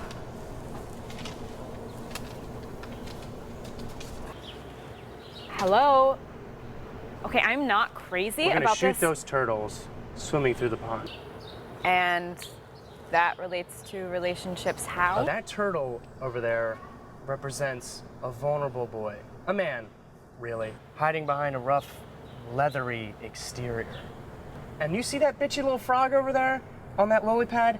That frog represents the mean, shallow girl who broke his heart. It's all coming together.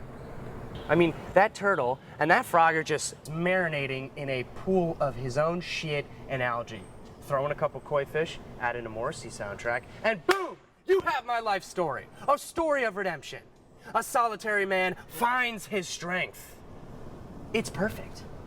It's literally the worst idea I've ever heard you Okay, come up with. well, if we only shoot my thing or we shoot nothing. I am not gonna make your self-indulgent 500 Days of Summer breakup story about how I'm the bad guy and you are the sad, pathetic victim. Oh, yeah. Give me the camera. You can pry it from my cold, dead hands. That can be arranged. You want this thing? This thing is older than our country. Why would Give you it want to this? me. Don't, are you seriously tickling me? Now who's being immature? Still you, John Cusack.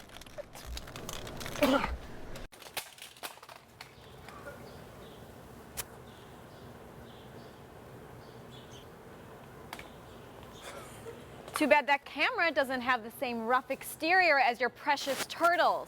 Huh, Ben? Too soon! You're uncooperative, you fight, and you break things. You're slipping more and more each week. What are you going to do about it? What do you mean, what am I gonna do? But look, I know I've been distracted, but Distracted doesn't begin to describe it. Look, I know you and Kate have problems, but this is not just affecting you, it's affecting everybody else. Theo's pouty, Sam and Dave are uncooperative, and those 3 other kids wear the same clothes every day. Well, they've always done that. It's making you all unproductive. Look, Williams, you guys broke up. Move on. This is television. I'm trying. And failing. You're jeopardizing your grades and the rest of the class and the studio equipment. That was an accident. That was your inability to separate your personal life from your work. Okay, look, I said I was sorry. I will do whatever it takes to make this right. Oh, you will. I'm not worried about that. So why am I in here? For a production to run smooth, okay? There can't be any weak links. Are you saying I'm a weak link? Well, you know, I wouldn't be surprised if Dave cut you from the production. Yeah, but Dave is He's a producer. okay? And he has to do what's going to benefit his production. If it was my call, I'd have dropped you already. Want to know why you're here? You're here because you need to think for yourself, okay? I once had a partner who lost his drive, and I wasted so much time trying to pull him out of the water. And then I realized if I'm going to try to save him, he's going to take me down with him. So you have to think to yourself, do you want to stand up on your own, or do you want to let your team drown trying to pull you out of the water? I think that... Don't answer now. Think about it. Somewhere else. By yourself. Alone.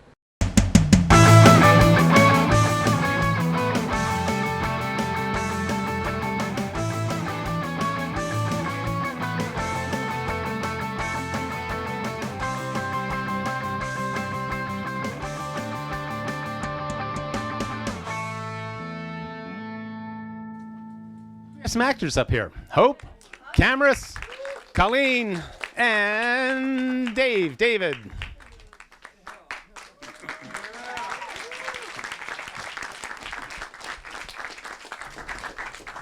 Good, welcome. Grab a mic, grab a seat. Oh. Okay, so the folks who take it from the page to the stage, right? Let's go down the line. Let's start with Hope. And just tell us who you are. I think we all know your role, but just give us a little background. Okay, yep. Hope Anderjack. I play Sam. Recently graduated from Marymount Manhattan College. And yeah, from Eastern Long Island. What's up? I'm Cam Russ Johnson. I've been in New York for 3 years. I'm from Georgia. And I like singing stuff too, I guess. I play Theo. That's it. Oh, cool. We know you, but yeah, go ahead. yeah. I'm Colleen. I was the head writer and student showrunner, and I casted with the help of some people. I casted these guys. And I graduated from here.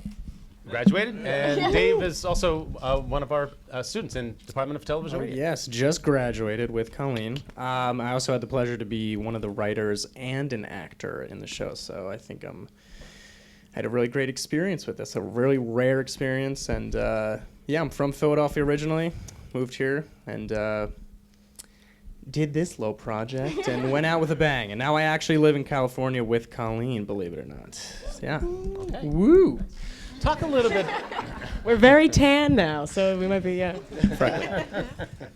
Yeah, I think you're still in that writer's room here. It's looking a little pale to me. You're telling me to workshop that joke.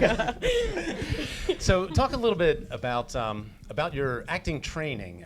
Was it more for preparing you as a stage actor, or did you have acting for the camera experiences? And how did you create a process within this environment? Because a big thing that we talk about in School of the Arts is training actors for the camera, right? Doing off Broadway is a tough way to make a life. So open it up. Hope, go ahead. Yeah, this was the first film that I've ever done anything on camera. I was trained for the stage, which I quickly found was very different. I mean, it's all acting, but the stage is more, you have to project. You had to tell her to stop talking like that. Yes, and you only talk like that. But so this was really, really interesting. I learned quick though, because we had to, because it was a quick process. But I remember once there was like a scene, I think it was with you, and like emotional scene, you know. And Colleen's like, "All right, so like do whatever you got to do to like get in the zone." I'm like, "Okay, cool." So I'm like listening to like some sad songs. I'm like, "I'm in it, wow." And that's when the fire alarm goes off, or they were doing some sort of a drill. I'm like, "Well, I'm out of it now." So, but I learned, you know, you got to just be ready. But you said you want to write a book, and what's the title? Because it's so perfect. What was the about acting for Gary? It was like hurry up and wait or something. Well, basically, it's just about you really just got to be ready in the moment. Yeah, that was Gary Cowling, and the title of his book is Acting. It's like hurry up and wait or something. For the camera. Hurry up and get there. It's like you have to be ready in the moment. Hurry up and wait. Yeah, I thought that was so perfect because that really that sums it up. Good. Yeah. So I started acting junior year of high school in theater. I didn't know I wanted to be an actor until like I tried it, and I realized like, oh, this is fun. You just kind of like act like your other people and act really stupid. Like that, I can do that. Actually, my mom, when I was gonna go to the military, that was a plan. And my mom was like, because I decided I don't like being yelled at, so I was like, that's not gonna happen. So my mom was like, well, you like to be loud and obnoxious, try acting. And I was like, okay, whatever. And like costumes are cool and stuff. So that's how that happened. So I was in acting junior year and senior year, and then I moved here in 2012. And I didn't really know anything about TV and film because most high schools don't really have TV and film classes. So I kind of just like went for this music video, and I was like, I don't know what those cameras are gonna do, so I'm gonna just do what I do. And like I figured out through the process that like on theater, when they say look left, it's this, like it's one of those, and then on camera it's just like. And like that was like when you audition for stuff, like you could be an amazing theater actor, but they'd be like, hey, that was great, but can you just do like a lot less than Less what is you more, just baby. did? Less is more. Less is more. And I didn't know that. I was just like, but if I did like a backflip, that'd be really cool though, right? So like, I guess what I learned, well, because I've been acting in TV and film for 2 years now or so. So I've learned that, you know, like you said, less is more. You just do a little, but it can show a lot on camera. I don't really know where I'm going with this right now, besides saying the fact that film and TV is fun and stuff. Well, let's take it over to Dave then. Yeah, I was trained in Philadelphia. I went to Performing Arts High School. I did a lot of improv. Comedy was sort of the alley that I was in. And then when I came to Brooklyn College, I had the great and an off chance that Colleen was in one of my classes, and we sort of were laughing at the same jokes, and we got to know each other a little better, and she was like, so what are you doing? I'm like, well, I'm out here to be an actor. She's like, oh my God, fantastic. I'm writing this theater. I'm writing this play, and we're casting it soon. And she just took a chance with me, being like, I want you to come read for me. I'm like, cool, all right, let's do it. I guess she liked me. She took me in. We did the show at a theater in New York, and then that sort of seemed like where I was going to go. We did a bunch of plays in New York, and then Colleen also had this crazy idea to write a web series, and she applied for the Rosen ship. I got a whole ship.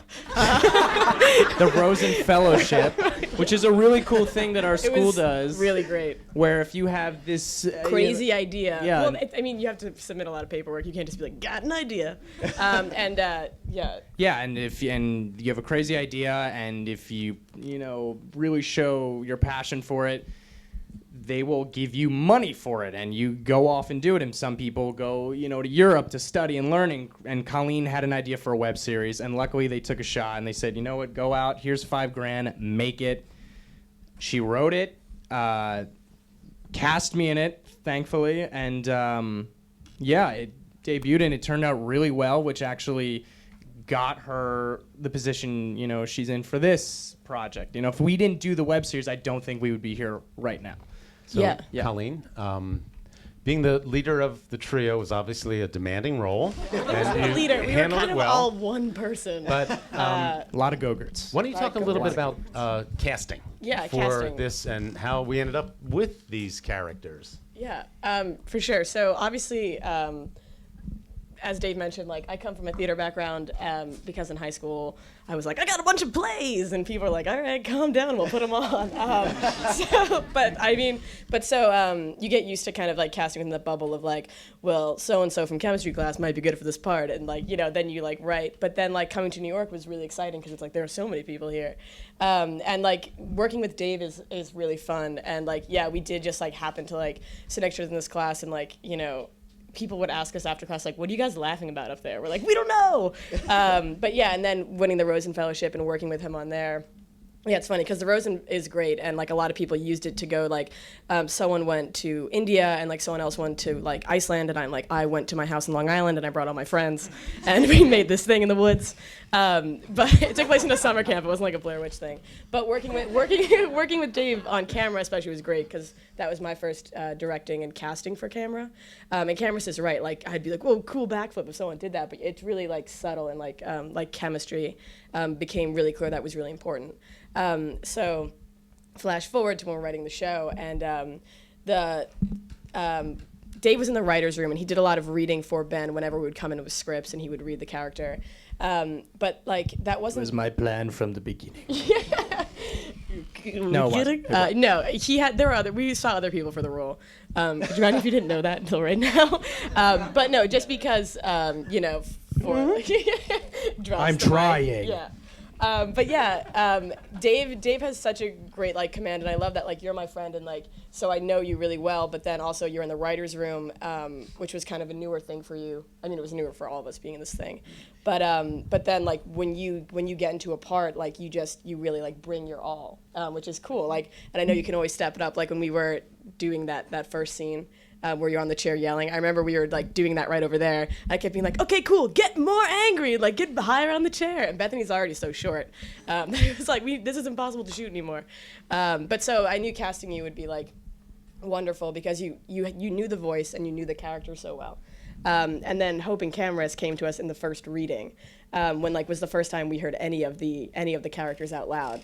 I'm actually gonna jump in real quick. I want to talk about Dave really quick. So I met David like a year and a half ago or something. So basically we met on set. It wasn't really a set. We got hired for like a print job for Verizon.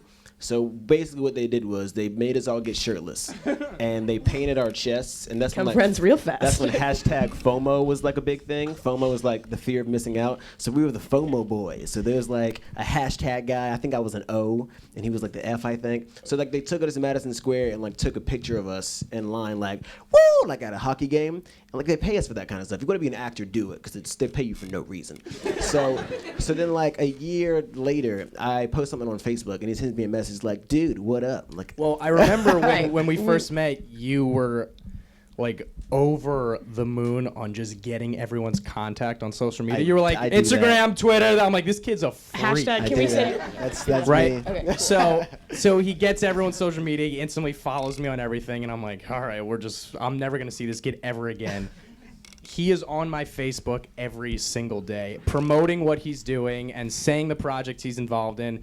And to me, you know, I never want to do that because I'm like, I don't want to annoy anybody or things like that. But I know what he is up to all the time, and it's amazing. So when they asked, you know, we were looking for a certain person, he was the first guy that came to my mind. I'm like, I know a guy from 2 years ago that I worked on a project with. He's amazing. He's funny. Yeah, we were like, let's do it. You were the right call. No, and he what said, you're you need doing a black is, guy. I know one. I know one guy. I think Cameras, right? That's your name? So let's turn this over to the audience. Perhaps they have some questions for our actors. I think I'm getting assigned maybe 3 or 4 questions. We will start right here in the center. Stand up. Hello, guys. My name is Emilio. Hey, Emilio. I work with you with the production and everything. Getting to know you was very awesome. It's my first time doing this kind of stuff. But my question to Dave, Cameras, Hope, and Colleen, you know, when you get all the actors together and the director or the head writer together and everything, I just wanted to know, like, how do you guys work together? How do you make like that connection that all the actors say, oh, we have this connection, or you just go on the set and just say your lines and that's it? I think it's all about chemistry, Yeah. and that's what we saw, especially with you guys in the first like read that we saw. Like you guys had great chemistry together, where Cameras has a lot of energy, but Hope, and I knew Hope before, but like why she came and read, because she has like you're like a powerful lady, like but it was chemistry that brought the writing alive. Yeah, I gotta say we were really lucky because like it's a good question. Everything is about relationships, and the whole cast and crew was just really awesome. And when you're blessed enough to have like really cool people all around you, it's really easy to like make your character come to life. For example, Yama made us laugh every single day. I'd like to point out that like I almost raised the question earlier. His tie has a turkey on it. You didn't see it because it's under his vest. There's a turkey on his tie, and like that's the kind of thing it's a Thanksgiving tie, and that's the kind of thing we expect from him every day. And then like we all had our own version of comedy that we brought every day. So like it wasn't even a challenge to like act like we were friends, because we became friends very easily. Yeah, for sure. I think we were incredibly fortunate to get a crew and a cast that we gelled so well with. That doesn't always happen. Cameras and Hope, you guys were and everyone were a joy to be around. I think Yeah. you brightened up everyone's day. I think you came on set you were an iconoclast. You totally made everything. You were different. You just switched it all up, and that made things very easy for everybody. And I was thinking about like watching it now that it's done. I was thinking about how much work went into this from like the entire thing. And like the entire thing, like all 6 months or like even more now. And I was thinking about like, especially with you guys, like the actors, because like a lot of times like we were learning stuff on the fly in production, and like we had to keep actors there like later than we said. And I would always say like how lucky I felt that like I had a production team that like on a tough day, and then like I'd get to my apartment and I'd sit on my couch and be like, whoa, I haven't sat in 10 hours. But then I'd be like, I'm so glad that like my actors were never a thing that I had to worry about, because you guys just brought it, like no matter how long we kept you, no matter how many bagels we fed you, you guys brought it every single day, and it was incredible. I also like to point one thing out. In the first panel, she said that she liked hearing me cuss. I don't even cuss in real life, which is really funny. It's really funny. I Really just good wanted to say actor. that. Thanks, appreciate it. Okay, we have. Do we have a final question? Make it a good one. It's gonna be the last one. Oh yeah. The man with the turkey tie. Yeah. I don't mean to steal the show, you guys. Let me ask you guys something. Yeah, like, okay, so it's been, you know, you guys were a part of this in the summer. You know, this was 4 days a week. You know, 9:30 to 3:30 became 9 to 4.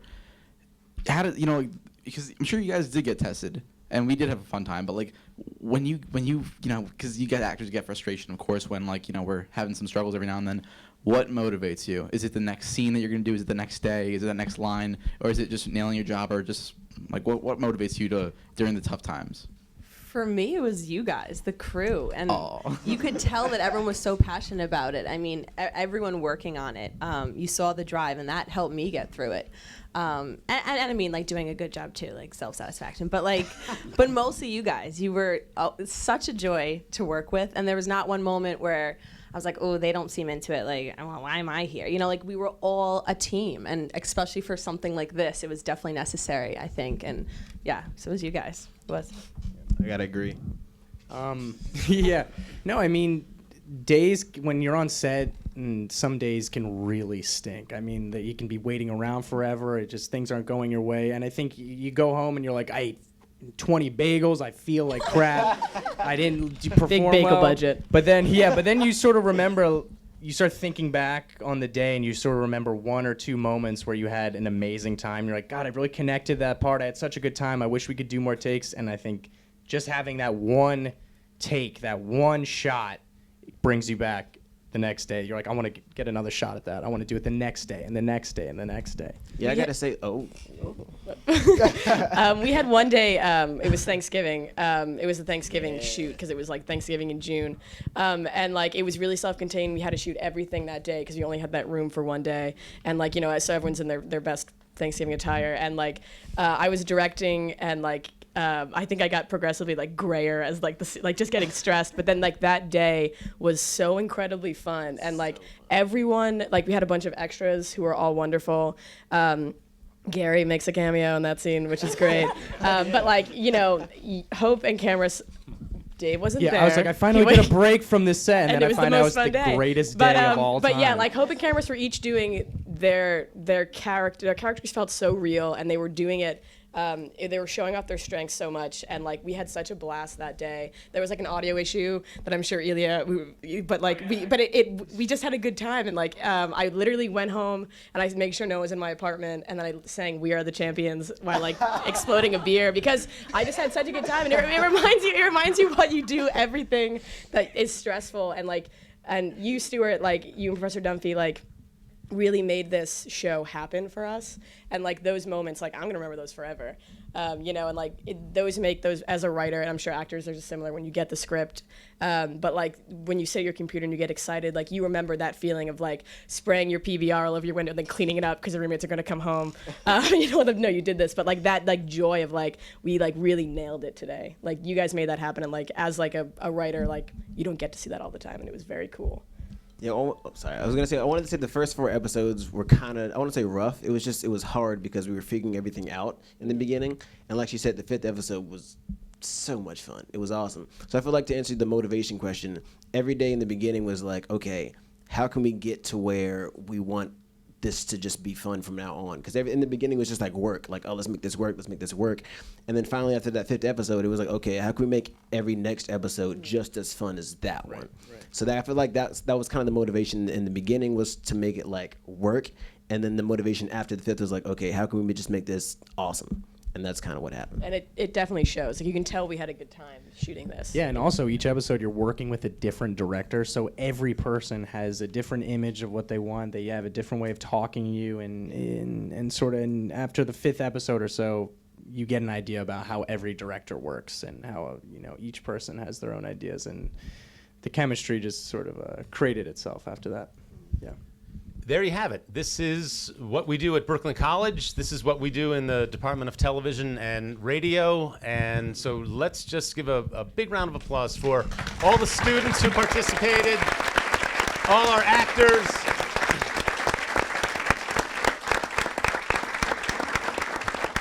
And all the institutional support. It's a big machine, and sometimes it works really well.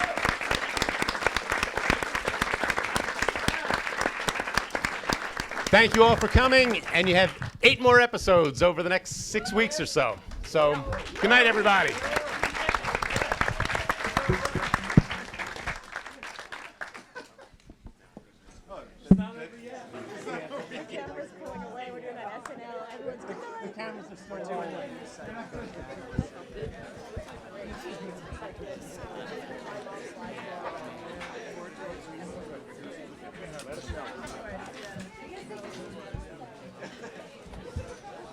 I'm gonna move this. Oh, just because I want to. There you go.